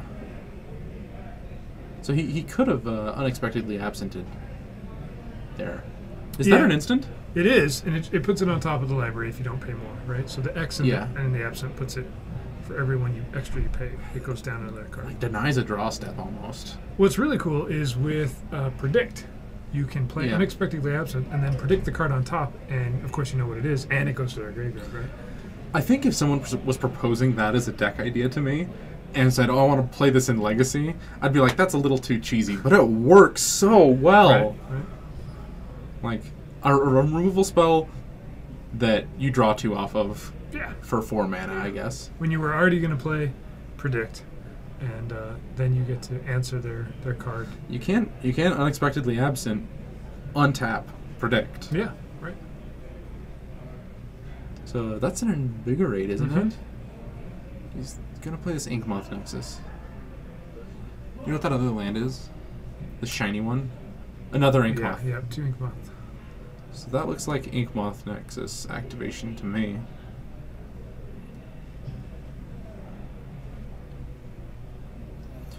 So he's got a Spell Pierce, Blighted Agent, and looks like a couple of Vines of the Vastwood. I keep throwing a "the" in Vines of Vastwood. The Vines of the Vastwood. There you go. Noah's going to take a read on Invigorate. This is a great one. It's perfect for... Infect? Yeah. Vigorate. Like that. Right? Yeah. Oh, Ooh, that's some new art. We don't want the Eternal Masters version. That's boring. Yeah, I threw up a little in my mouth. Yeah. like holding up the weird rhino thing.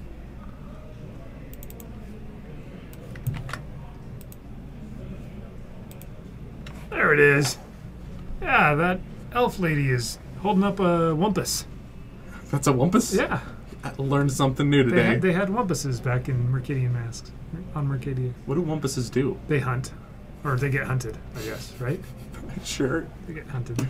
So, who spell pierced what? Okay. he counterspelled the invigorate and then he spell pierced.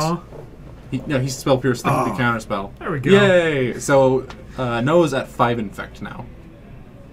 Yeah, we can't see the cards either. It's really awesome, right?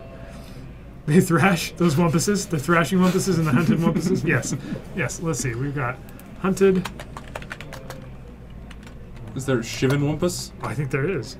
They shiv Wumpus. There's. Oh, that's the wrong art too. We don't want that. the 10th edition. Yeah.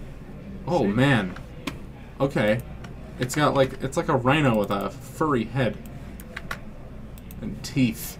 There's some hunted wumpusing that can be picked up by a nice elf lady if she's invigorated. and we've got the thrashing wumpus.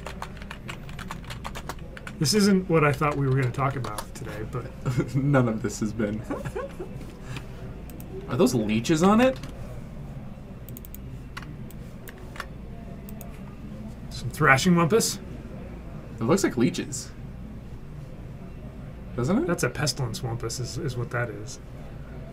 That's not fair. I didn't even know that was a card. I played pestilence in some fun cube games, but I didn't know it was on a body. Wumpus tribal.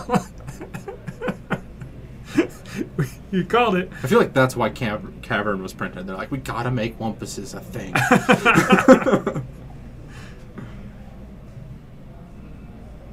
Young wumpuses. The word. See, Jorgensen's not even here anymore. But wumpuses, if wumpuses is a word, then whatever you said earlier certainly can be a word. Turnupular? Yeah. Alright, so Swords to Plowshare on your land. Oh!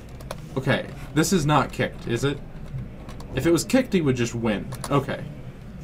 It's gonna get Force of Willed anyway.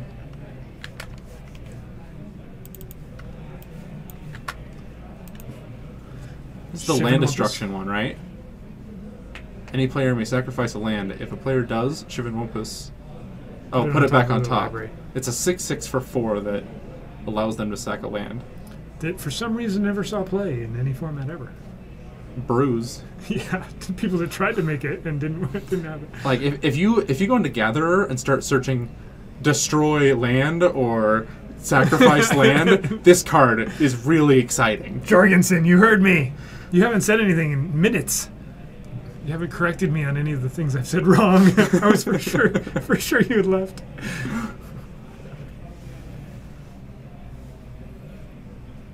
Cracking the fetch. All right, it's too bad that they're beasts, right? Instead of wumpuses. Is there there's not Oracle Wumpus? I don't think so. They're all beasts. This was after the great Oracle reclaiming of everything. Dang. I guess that just puts them in a broader category, doesn't it? Yeah, they get to be beasts. It's 6/6 with trample too. Work is distracting. Well, I guess I'll allow it. Work. All right, so the shiny cards, we've got a Pendelhaven, right? Two Ink Moth Nexuses, and a land, right? That's what's in play. Oh, in play, yeah. The glare cards that we can't see. Those are all of the Wumpuses. Those three that we just pulled up. Yeah. It's kind of sad. Oh, changelings. Can't make a my Wumpus EDH deck is never gonna be a thing. Is there like a plane that Wumpuses are the best on or something? All right. Oh, because one Nexus got Swords, right? So 2 tropicals. But he's at 6 infect. You should be able to Pendlehaven here to put... Oh, he's not even bothering to Pendlehaven. So Noah says, hey, I've got unexpectedly absence I can use to protect. And he's... Yeah, and he doesn't even have to show it. Was that 3 lands he just ripped? I think so. Well, luckily, one of them's a fetch land, so yeah, he's not at lost. least get to shuffle a little bit here. So he's still responding to the Vines of Vastwood. Before it gets hexproof, he's going to put it on top of Kevin's library.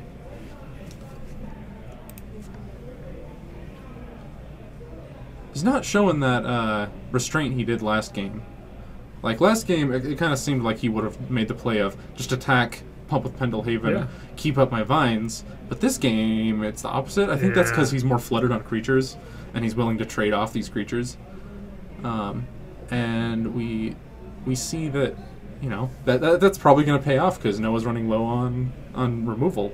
Yeah, and starting with Pendlehaven would have been the right play there anyway. And unexpectedly absent just puts it back in his hand, which he's pretty okay with. Yep.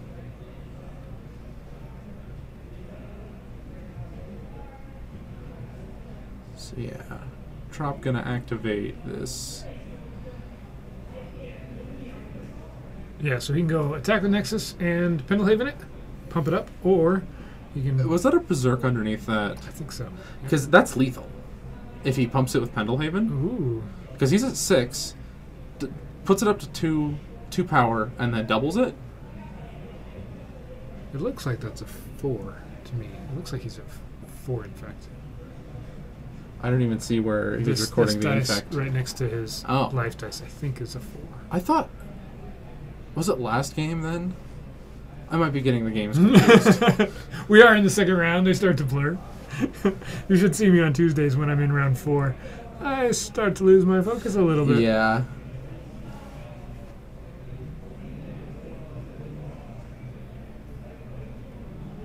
All right. So that play makes sense, right? Since he didn't have lethal there. Okay. Otherwise, I would have been on board with that strategy. Yeah. Right? We know that Noah has some lands in his hand. Who dat? We're going to just do 3 rounds today. On Fridays, we just do 3 rounds. We end up starting Legacy a little later since we have everything else happening. It usually just depends on how many players we get. And as opposed to our normal 20 to 30 on Tuesdays, we have just over 10 for Legacy here on Friday night. yeah, if we had more than like 15, we wouldn't be able to fit enough people in the store probably. Right. It's so packed in here. And so what's happening is we have a modern PPTQ season happening, right? So a lot of the Legacy players are getting their practice in for Modern right now. And so, yeah, we only have 10 Legacy players, 11 Legacy players for Friday Night Magic. But when's that going to end? I'm not sure. Yeah.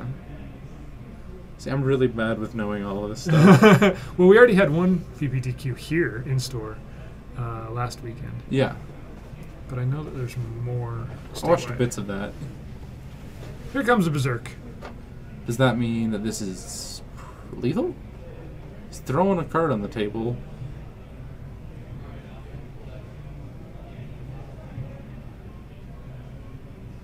Yeah, I don't see where that number's changing at all.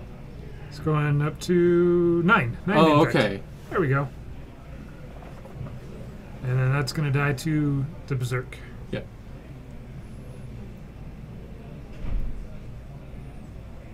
And another land. That's not going to do it. Ooh, and just... And he's got 2 Glistener Elves. Elves for so days. Infect actually wins. I mean, Miracles just drew lands, right? It didn't have a chance there, but... when you get flooded, you get flooded. Right?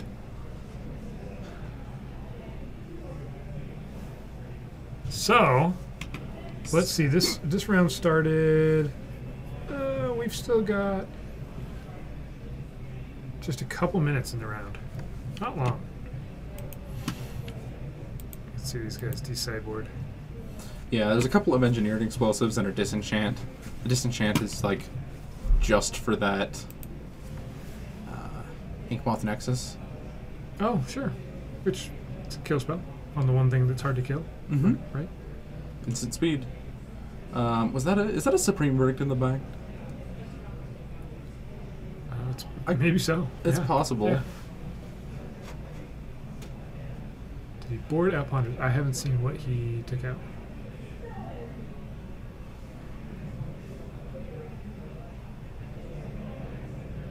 Is that the pile of cards on the bottom Yeah, I there? think so. Flip them over. Tell us what everything is. All right, I already shared all my good stories on Tuesday. I don't have any awesome good stories for Friday night. Like I was gonna play a Esper Delver list that was on Goldfish. Try that out. Try subbing out instead of Young Pyromancers and Lightning Bolts. I was gonna get to play Stoneforge Mystic and Path? Swords to Plowshares and Path. There's one Path in the sideboard. It seems like the games would go longer, but it would be stronger. Is that the trade-off? I kept losing to lands, and it seems like White at least gives me a chance against lands, whereas Lightning Bolt and Pyromancer wasn't really getting it done. The Pathing the 2020. Right? At least that's an option. Yeah. And even Swords to Plowshares, even though it's not ideal. Oh, I blinked and I missed it. Which card? The Kevin's sideboard. It looked like he boarded out some number of dazes. So there's kind of an interesting write-up if... let's see if I can pull this up here. And I'm just trying to restrain myself not to talk about Pauper all the time. I have played an unholy amount of Pauper online this week. Oh yeah, is that where you play it?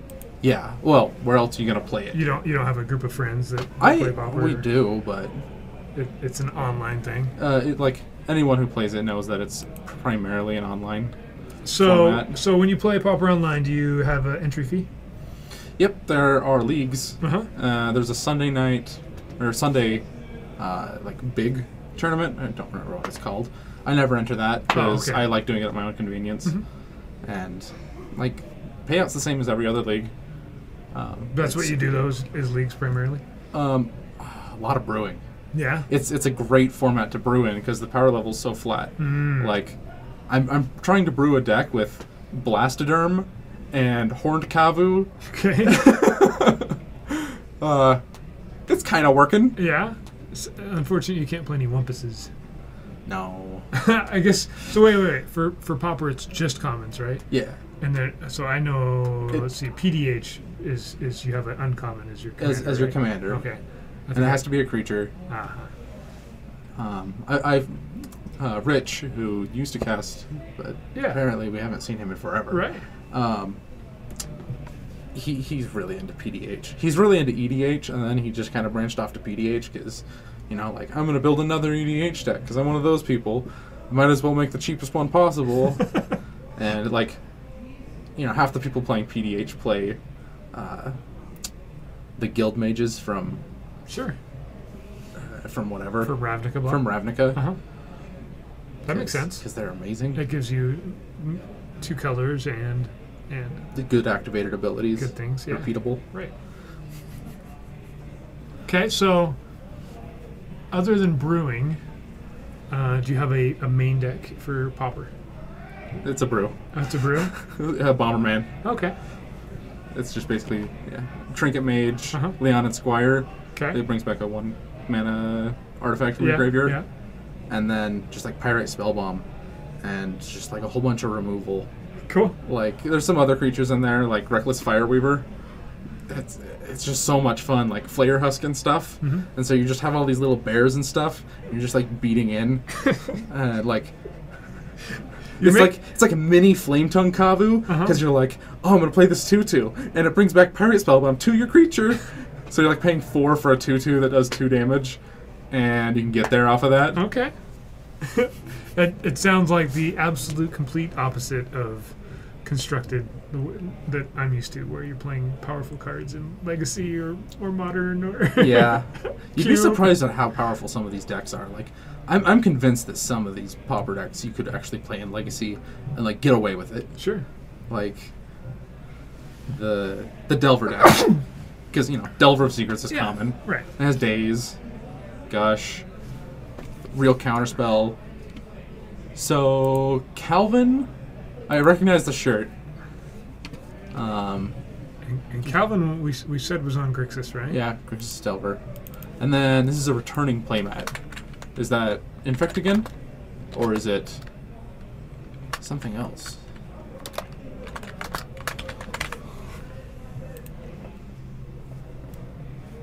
We are on round 3, so these are hopefully our 2 undefeated players. I'll get this all reset here.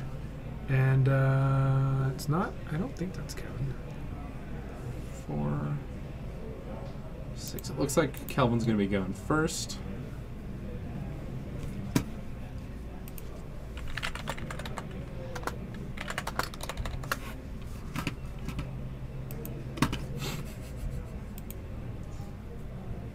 Just get the one table again. So did you play the Pokemon games? No. Oh.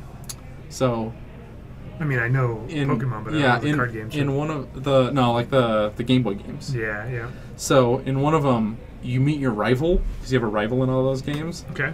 And you ask the front desk just now, Calvin versus question mark. Okay. And it asks you to name your rival, and at first his name is just question marks, and so it's like, hey, you saw that guy? Do you know what his name is? And it asks you to type in a name, and I'm like, his name was just question marks. So I put in question marks.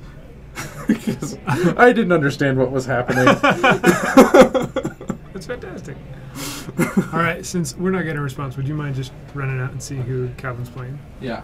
That way we can get them correctly labeled. So, like I said, Calvin has been playing Storm, and I think before he was on Kevin on Infect. Okay, great. So Infect versus some Delver, probably, unless Calvin's on Storm. He's not. He's on the cool Invocation Delver build where he has invocationed out all that he can. Mm-hmm.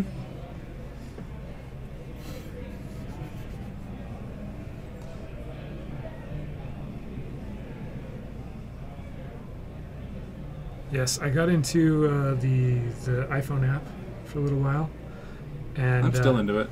I had a hard time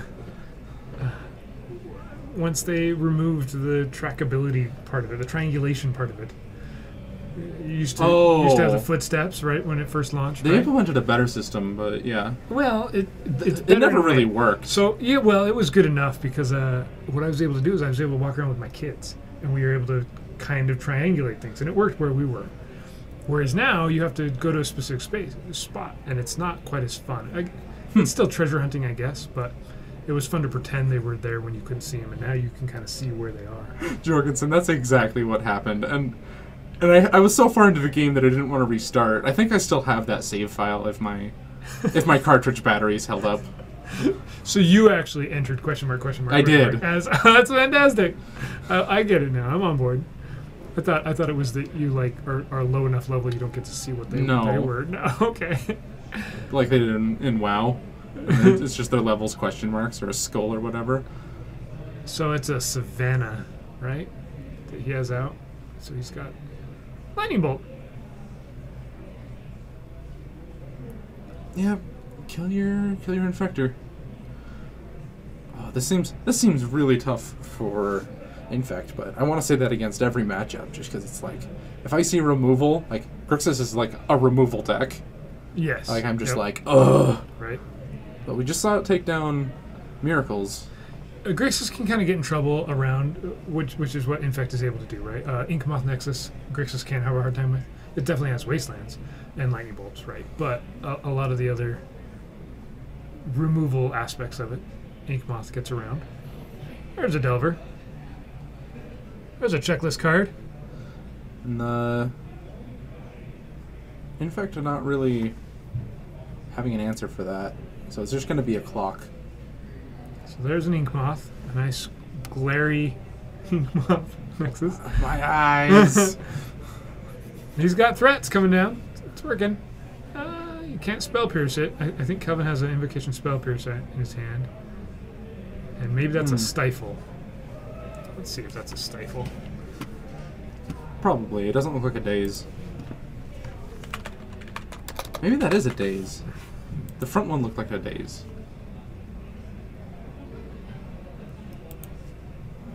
No, that's a Stifle. That's definitely a Stifle. Yeah, he's got Invocation Stifle and an Invocation Spell Pierce. Which, kind of cool story, I guess. Not this one. The one I'm bringing up is totally not the one I'm talking about. Here's the Stifle. right? The Spell Pierce is this cool story. Wow, I can't spell. I before E. The other letters on there were missing. So this card art, I don't know where I read this. Somewhere on Reddit, I believe, which is where the artist, when he got the art description for this card, he was painting Force of Will. And for some reason they changed it. I don't know the reason why they changed it. But if you look at the art, it's got the cool red flames from the original Force of Will. It's like referencing it. Oh, okay. And it's kind of too bad because the actual Invocation Force of Will, I don't think is actually as cool as this one. So I wonder why the change. But that's my understanding is that's what this was intended to be.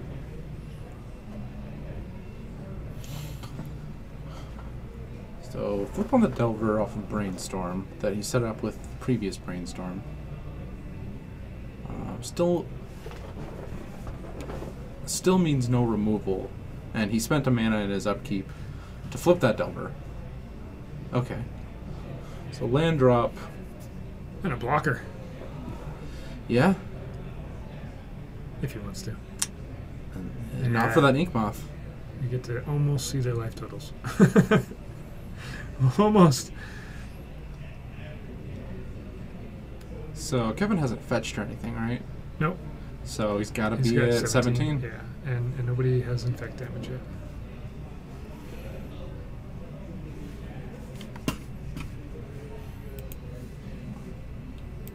Kevin tanking.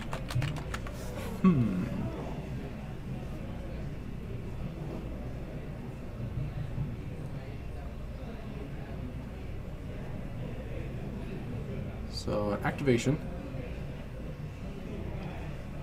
I don't think we're going to see this Glistener Elf attack.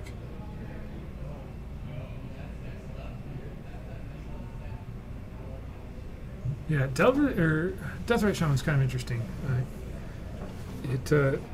In the long game, certainly would help Calvin get Kevin, right? Mm-hmm. But I think Kevin's going to try and win the game a little faster than Deathrite's going to matter. Yeah. So he just swings for one infect. It's just being a Thraben Inspector out there. Almost. Not as good. No clue taking. That was definitely the moment on stream where we're both going, how is this deck going to... Wait a minute. This isn't even modern. Pop your clue! Swings for 3 more. Drops him down to 14. Oh, we can see his life total now. That's the good stuff.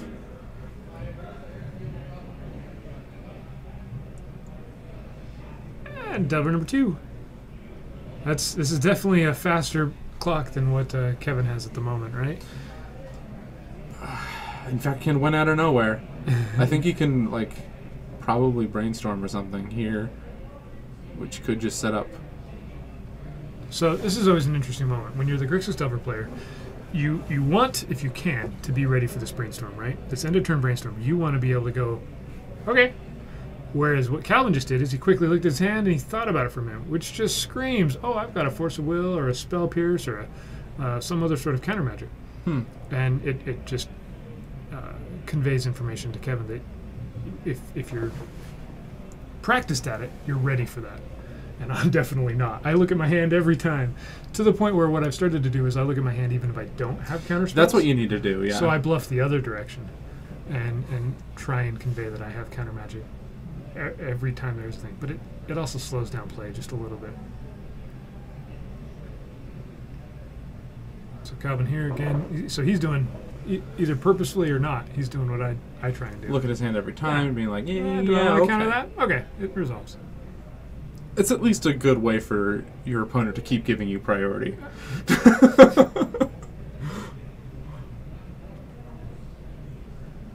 Alright, so now Kevin gets to think about how this is going to work. Probably just going to attack with an Exalted. Inkmoth snakes its way up into the creatures. It did kind of go on a path there. Little trip. We'll see if it snakes its way back after it's done attacking.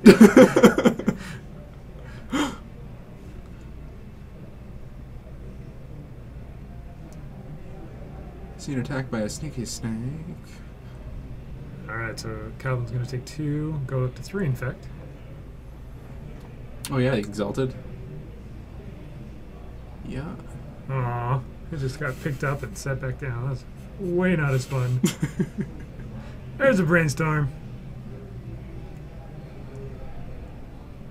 A Friday night brainstorm on Friday night. That's just totally appropriate. Do you think he has like a Tuesday night brainstorm for Tuesday nights? 'Cause With just like purple crayon that says TNM.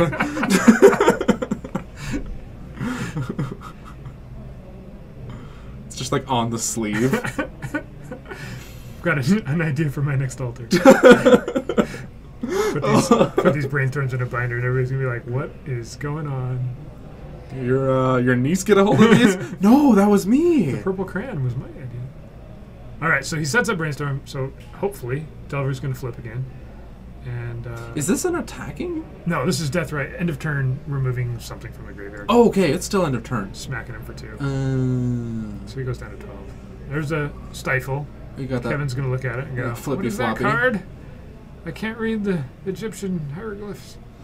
It's the guy at the torch in the hallway. Which the water is then gonna extinguish, I guess. Sure, The water in the hallway, right? I suppose. I'm pretty sure Is that's it what's Stifle? happening. Ah!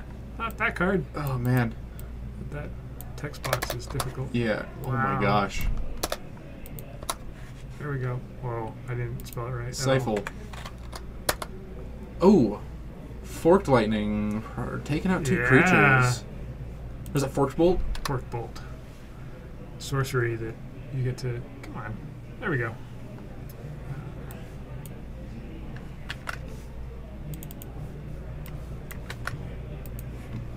Yeah, see? He's got the torch. He's in the hallway. And the water's going to burn out the torch. Or burn Oh, out, yeah. extinguish. Yeah, So and it's the getting water's coming stifled. up. It's like coming out of Yeah. the walls. And it doesn't matter that he's going to, drown. It's all about the fact that Yeah, the torch is going to go go out. And then it'll be dark. That's what I first thought when I saw the card. All right. The thing. What is it? A Kendra thing? For Jackal. Yeah. they can breathe underwater. Everybody knows that. But they need to be able to see. All right. So Delver flipped. Calvin kind of has the advantage bar heavily in his favor here. Do we know what's in his hand? What's in Calvin's hand? Yeah, isn't it? He's It's got the 2 stifles. Stifle. Yeah. Oh my gosh. 2 stifles and a spell pierce.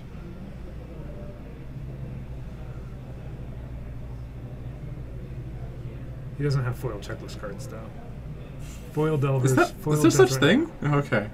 Doesn't have foil dual lands either. It's kind of sad. You should get those after foiled, so that the price gets cut in half. I think we talked about that. We decided that we should just glitter them. and then you could reveal the card and glitter would go all over your opponent's cards, and it's a good way to make friends, right? Everybody would appreciate that. You put on your party hat, you fly your glitter deck. Come on. Yeah, there's no invocation for dual lands, so you just some glitter.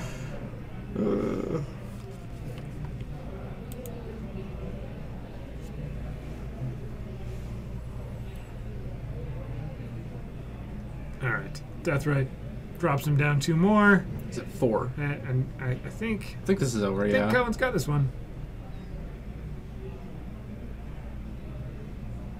Because he could block a Delver, take 2 off of the Deathrite, but then there's going to be a creature that's not answered. Either way.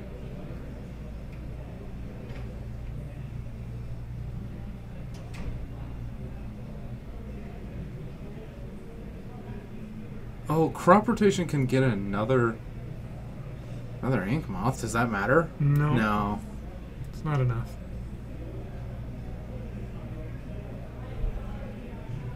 Calvin's going to ponder unnecessarily. He's just showing off now. Well, yeah, there's enough. Yeah, he doesn't possible know. things, I guess. There's 4 cards in Kevin's hand. Yeah. He has a spell pierce. Is that what that is? Yep.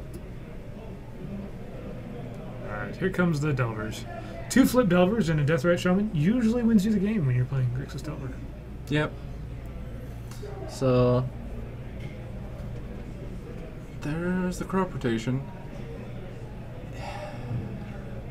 Radiant Fountain? Radiant Fountain. Two. Still not enough.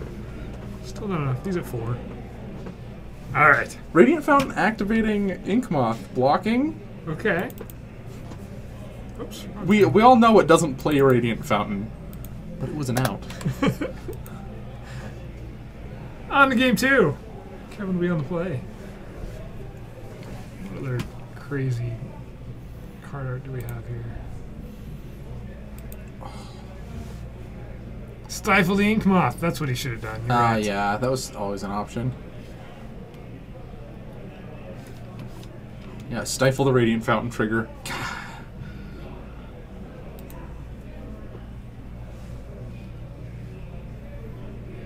I like the Aven Mind Sensor.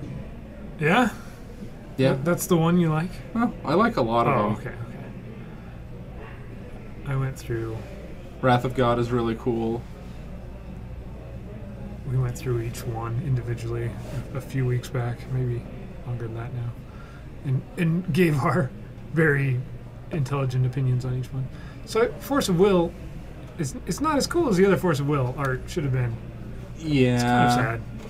Like, I think the problem with it is that the spell that he's countering or whatever, like, what is... Yeah. Is it some kind of like... It's like he's making a force field. Yeah, no auroras.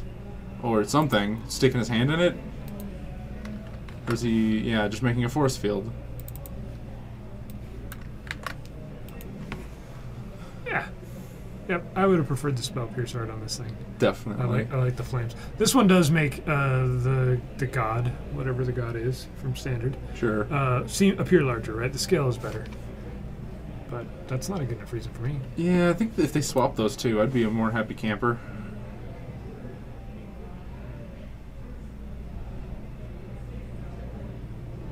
They are terrible for on-camera magic. You're right, and the MTGO versions where the text is normal, Yeah, but it's the same frame, same art, same everything else. I think they appear much cleaner, much nicer. You can actually read the titles. this is, in my opinion, this was an experiment. Oh yeah, absolutely. Bantu the Glorified. I've never even seen that card. He's a god. He's the black god. And they just went ahead and made him an invocation. Yeah. Right away? So all of the all of the gods are invocations. Oh, okay. Yeah. So let's see. There's the white god right here. No, right. Oh, okay. Here. Yeah.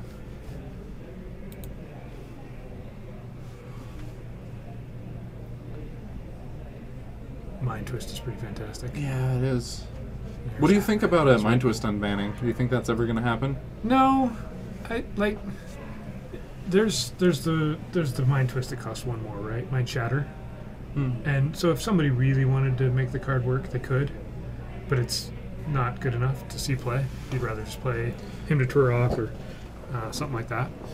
So no, I don't think we're going to see a Mind Twist unbanning in Legacy. Well, I don't know. The fact that the 1 mana more version isn't playable at all, I feel like is maybe an argument for unbanning it, because maybe it would be fine. But so that effect is already there at a fair cost. At 1, it becomes, I don't know. Like you can play it in Legacy, right, or in Vintage, right? Sure. It's restricted in Vintage, and it's strong in Cube. It's Yeah. really good in Cube. It's one of the most powerful cards in Cube, though. In like a Legacy or Vintage Cube, it's often one of the highest power level. I never saw it actually see play, so I'm kind of just like, I mean, it doesn't scream like this is a broken card. Like, it's until you hit 4 mana, it's just a worse Hymn to Turok. Right. And even then, it's like, okay, you're gonna pay like 2 mana more for a Hymn to Turok for an extra card, and so you really have to like combo with it, don't you? It was really strong once upon a time. Once upon a time, What kind of a when shell did it everybody was fit in? playing, you were playing Dark Ritual and Hypnotic Specters and stuff like that. And so if you were Dark Ridding out a Hypnotic Specter on turn 1, and you Yeah. had Mind Twist to back it up, I believe it was in. I mean, there was a period of time when even Mind Twist was one of the very first banned cards, I believe. But that was quite some I think time that's ago. like So I'm it was. fuzzy. It's been on the ban list for so long Yeah. that everyone's just like, why is this? Well, consider the power level now. All right, so if we make a Legacy Cube, and it's one of the most powerful cards in 'Kay. Cube. And Cube's different, of course, than Constructed. But Less consistent force of wills and dazes. yeah, if you go way back to the card pool pre-4th edition, which it was printed in, it was really, really high on the power level. Take that ugly thing. No, Captain QC, I'm going to keep showing you invocations.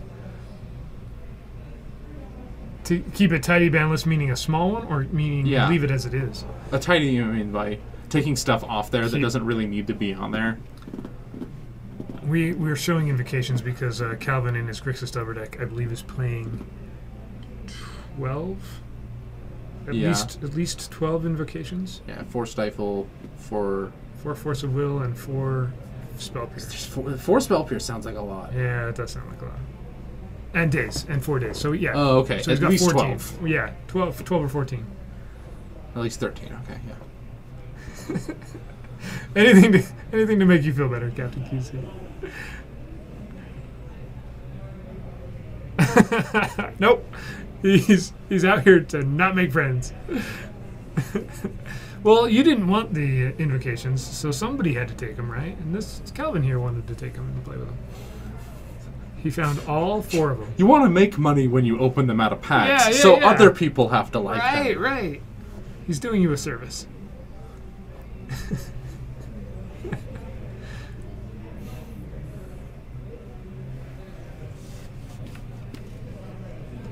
I really thought that they, like, so many people were saying they didn't like them, that I thought that they were going to get printed and they'd be the cheapest versions of the cards. For a little while, some of them were pretty cheap, you're right. Yeah, I'm fine with that too, Jorgensen. I don't dislike that line of thought. So, what other cards? Let's pull up some Legacy ban. The Legacy ban list. Is it the Black Vice or something?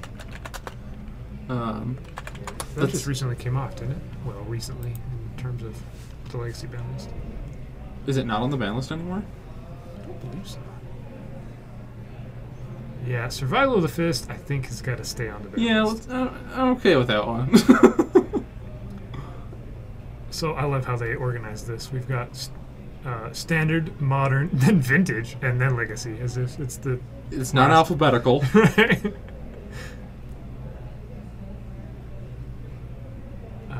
What are we looking for? Black Vice? Black Vice. Black Vice, yeah, was taken off. I like that.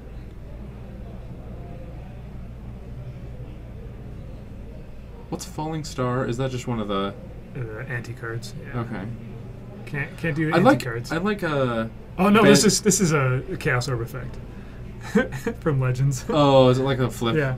You got to have it above the playing area from at least 1 foot. Star must turn at least 360 degrees, or it has no effect. When it lands, it deals 3 damage to each creature that it touches. Yeah. And any creature it doesn't touch, any creatures damaged that are not destroyed become tapped. This thing's great. Let's pull up Falling Star. I mean, I just read that. It feels like a waste of reading time. But it's such pretty art. Whatever.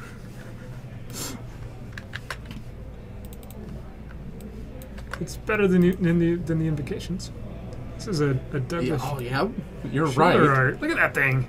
Yeah. It's beautiful. It's sort of falling, or it's a shooting star, one or the other. So, yeah, you take this one off. That'll make Legacy more interesting. No. This totally would not get played. Yeah, many of these are just make sense.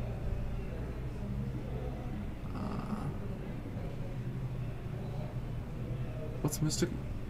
Mystical Tutor seems like it's fine staying on the ban list.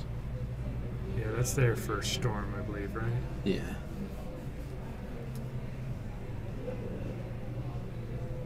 With allowing stronger, more dredge-like deck in the format.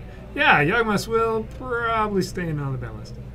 Yeah, there's not too many cards that I would maybe Skull Clamp, but I yeah. would love to see that because I think Skull Clamp is cool, but I have played against decks with Skull Clamp Right. because I had a friend. Oh my gosh, he said I just play for fun, so he didn't adhere to ban lists, but he had like more than $1,000 deck, and it had Skull Clamp in it, Right. and it's like okay. So he was playing like Fast Bond, a whole bunch of Bloodghasts, and Skull Clamp. That's not cool. No, I don't want to unban it. I'm just saying because like Young Pyromancer or yeah, a lot of decks would just be silly, right? But that's kind of what I'm saying is most of the ban list you can make a case for almost every card on here. No, I think the biggest one is whatever we just were talking with about. Mind Twist. Mind Twist. I think that's the weakest card. The weakest card. All right, chat. Which card do you guys think is the weakest card? Okay. All right. If Captain QC agrees with you, Yeah. but it has an invocation, so I think he's disagreeing on principle. Okay, keep the invocation version banned. There you go. There you go.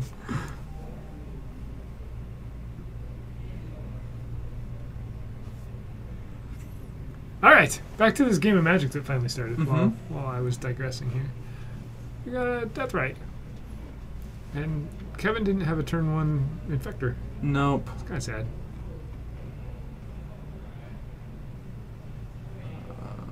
Is he taking a... All right, other than Mind Twist, is there another card? No. I think all of those should stay on the ban list other than that. I mean, like, I'm going to say something terrible. If I keep talking... You're gonna make other claims like Skull Clamp? No. I made a close. I almost said Tolarian Academy, and then I stopped. I bit my tongue. I just like artifacts too much. It would get really bad really quick if we unbanned Tolarian.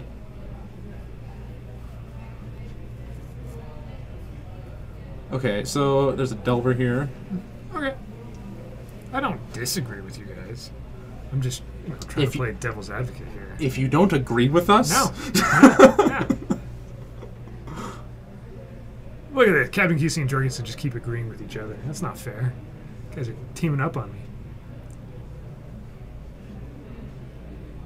Did Calvin Pyroblast a Brainstorm? That's kind of aggressive. I don't need to take care of your... He has a win con, and he just... I think he's just trying to deny him any, like, interaction, and... Like, when you see a target that it can hit, just take the 1-for-1 a lot of the time. It's not going to hit any of his creatures, really. Like, it could hit the Blighted Agent, but maybe you don't ever let him get the Blighted Agent in his hand. Right. Like, deny the protection spell. Well, that's definitely the line of thought. I think normally you want to counter the threat, not the Brainstorm, but... Or, like, the counter spell. Yep. He puts down this card, and read you it. can read it. What is it? This is Urza's Legacy card. Thank you. I know the sets. I don't know the... It's Chat? Angels... Thing. Oh, it's not Angel's Grace. It's Rule of Law. How about that? No, Angel's that doesn't Rule make of Law. sense. That doesn't make sense. Why would... Is it Rule of Law? I guess no, that's Mirrodin. What is this card? Should I... It's from... Chat, you got about 5 seconds, and I'm going to run out there. Tell us what it is. 4, 3... Oops. Bring up chat again. And... There's a delay, though. I know. It's from Legacy. We're playing Legacy. No, from Urza's Legacy. Alright, I'm going to go out there. No idea. What? What? What? Absolute Law has, if that's right. Absolute Law. Ah, it's from Urza's Saga. I had the law part right. All right. Oh, they got it before I did. Yeah. Yeah, they all gave me crap because Because I ran out there, and everyone around the table was like, "Yeah, we knew you were gonna run out here." All creatures gain protection from red. That's not a card I've seen.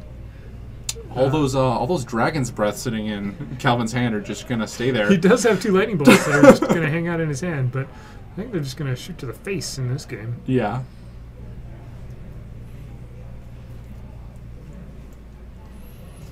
Is that invigorate? Looks like it. Ink moth, and with no bolts. Yeah. Next turn, It might get it done, right? Yeah. And another creature.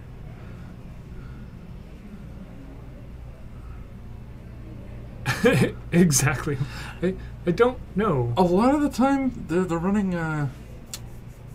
Is it Tolarian Academy that bounces? Nope, it's still not Tolarian Academy. Caracas. So you already have some white. Yeah, so you have like a tiny bit of white. Maybe Kevin, in his very local metagame, has just a ton of burn players and just kept losing to burn. Or just blue-red Delver. Yeah. And maybe this is the tech that's just going to get it done. Yeah, that bolt's just going to go to Kevin's face. It makes all of his cards able to block red creatures really, really well. Yeah, there's that. He still can't block the Delver, though. and none of the other creatures on the board are red. If he had a Painter's. There you go. There we go. Painter's Servant and Absolute Law and a flying creature would get it done. No one could attack. Yeah, he couldn't block either. Right? Right. Oh my gosh.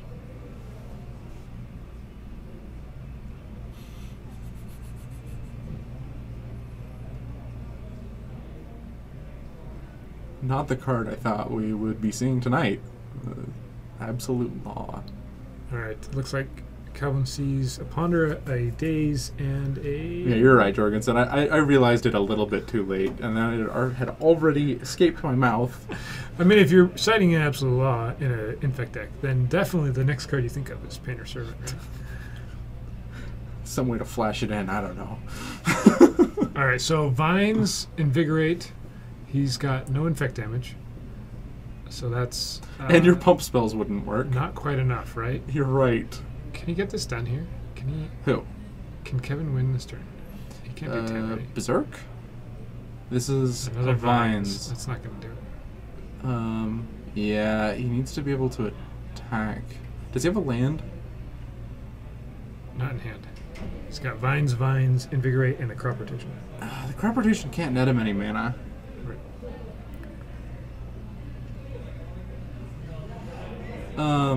Well, do you know what he's at? He's got to be at 9. Yeah, he's at 9 life. So he has enough time. And your pump spells wouldn't work. Yeah. This brew is falling apart quick. He could end up just blocking enough. Because he's expecting to take 4 at his end step, right?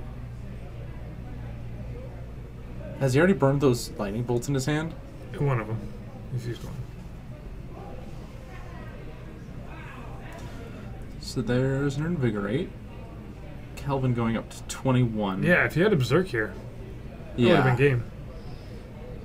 And he's like a mana shy on being able to...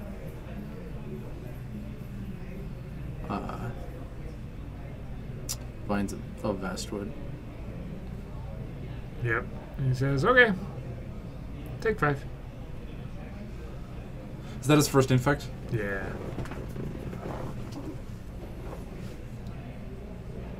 Here again, where the Grixis Delver deck gets to go faster because of Flip Delver and some Death Rites. Ooh, Painter Servant as anti-Absolute Law tech. He probably has it in his sideboard, just didn't know because he didn't see the Absolute Law game 1. So maybe He's really kicking himself. if there was a game 3, we would have seen the anti-Absolute Law tech.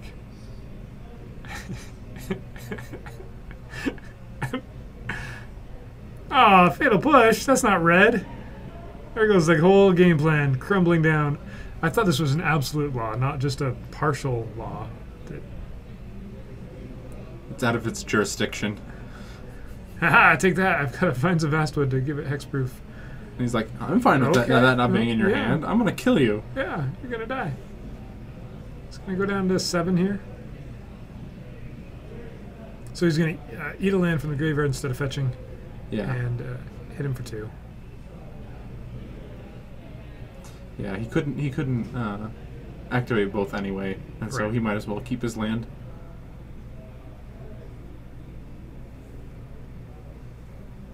Ooh, there's another. Oh, there's that lightning bolt that he had. He just had tucked it on top. There's 3. Kevin's tapped out. Goes to 4. And he's going to be able to Deathrite and then bolt to finish up this tournament. Right? Yeah. Yep, that does it.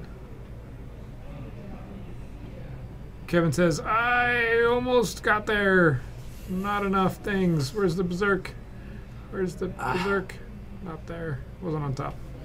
All right, so Calvin finishes it up. He goes 2-0, so I think he's 3-0 for the tournament. Yeah, he's our winner for tonight.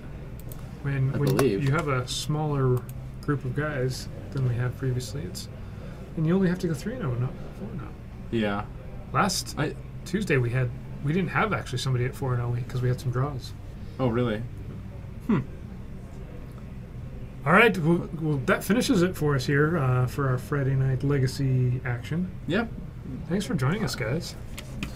And what else did we not talk about that I can plug real quick? Let's see. You could plug the TCG Player store? The TCG Player store. So right now, there is a Paragon City website, but most of the Legacy cards are actually on a Paragon City TCG Player store page. Yeah, keep going. So you just go into the TCG Player and search by store and find everything that they have in inventory. Do you know if the Goifrock? Ooh, let's check real quick. The Goifrock sale is happening still? I knew it was last week.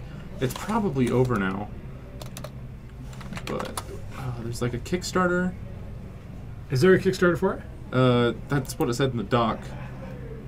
I don't talk to nobody. Let's see. Let's look at this thing. Die Hard Dice. All right, so these Goifrocks are made by Die Hard Dice. So you can find them at ParagonCity.com, product category Dice. Let's throw that in here. Silver and gold. I think these things are sick. I haven't done this before. I actually bought one myself. The heft of them. Yeah. And let's see. You play Goif? Well, I have. Occasionally. Just nice as a reminder if your opponent does too. Yeah, like just have it in your box. So you can go through and go products and dice, or just follow the link. We've got quite the store here. There's board games, books. There's only like 2 books, but there's a ton of board games on there. Maybe it's gonna pull up. Maybe.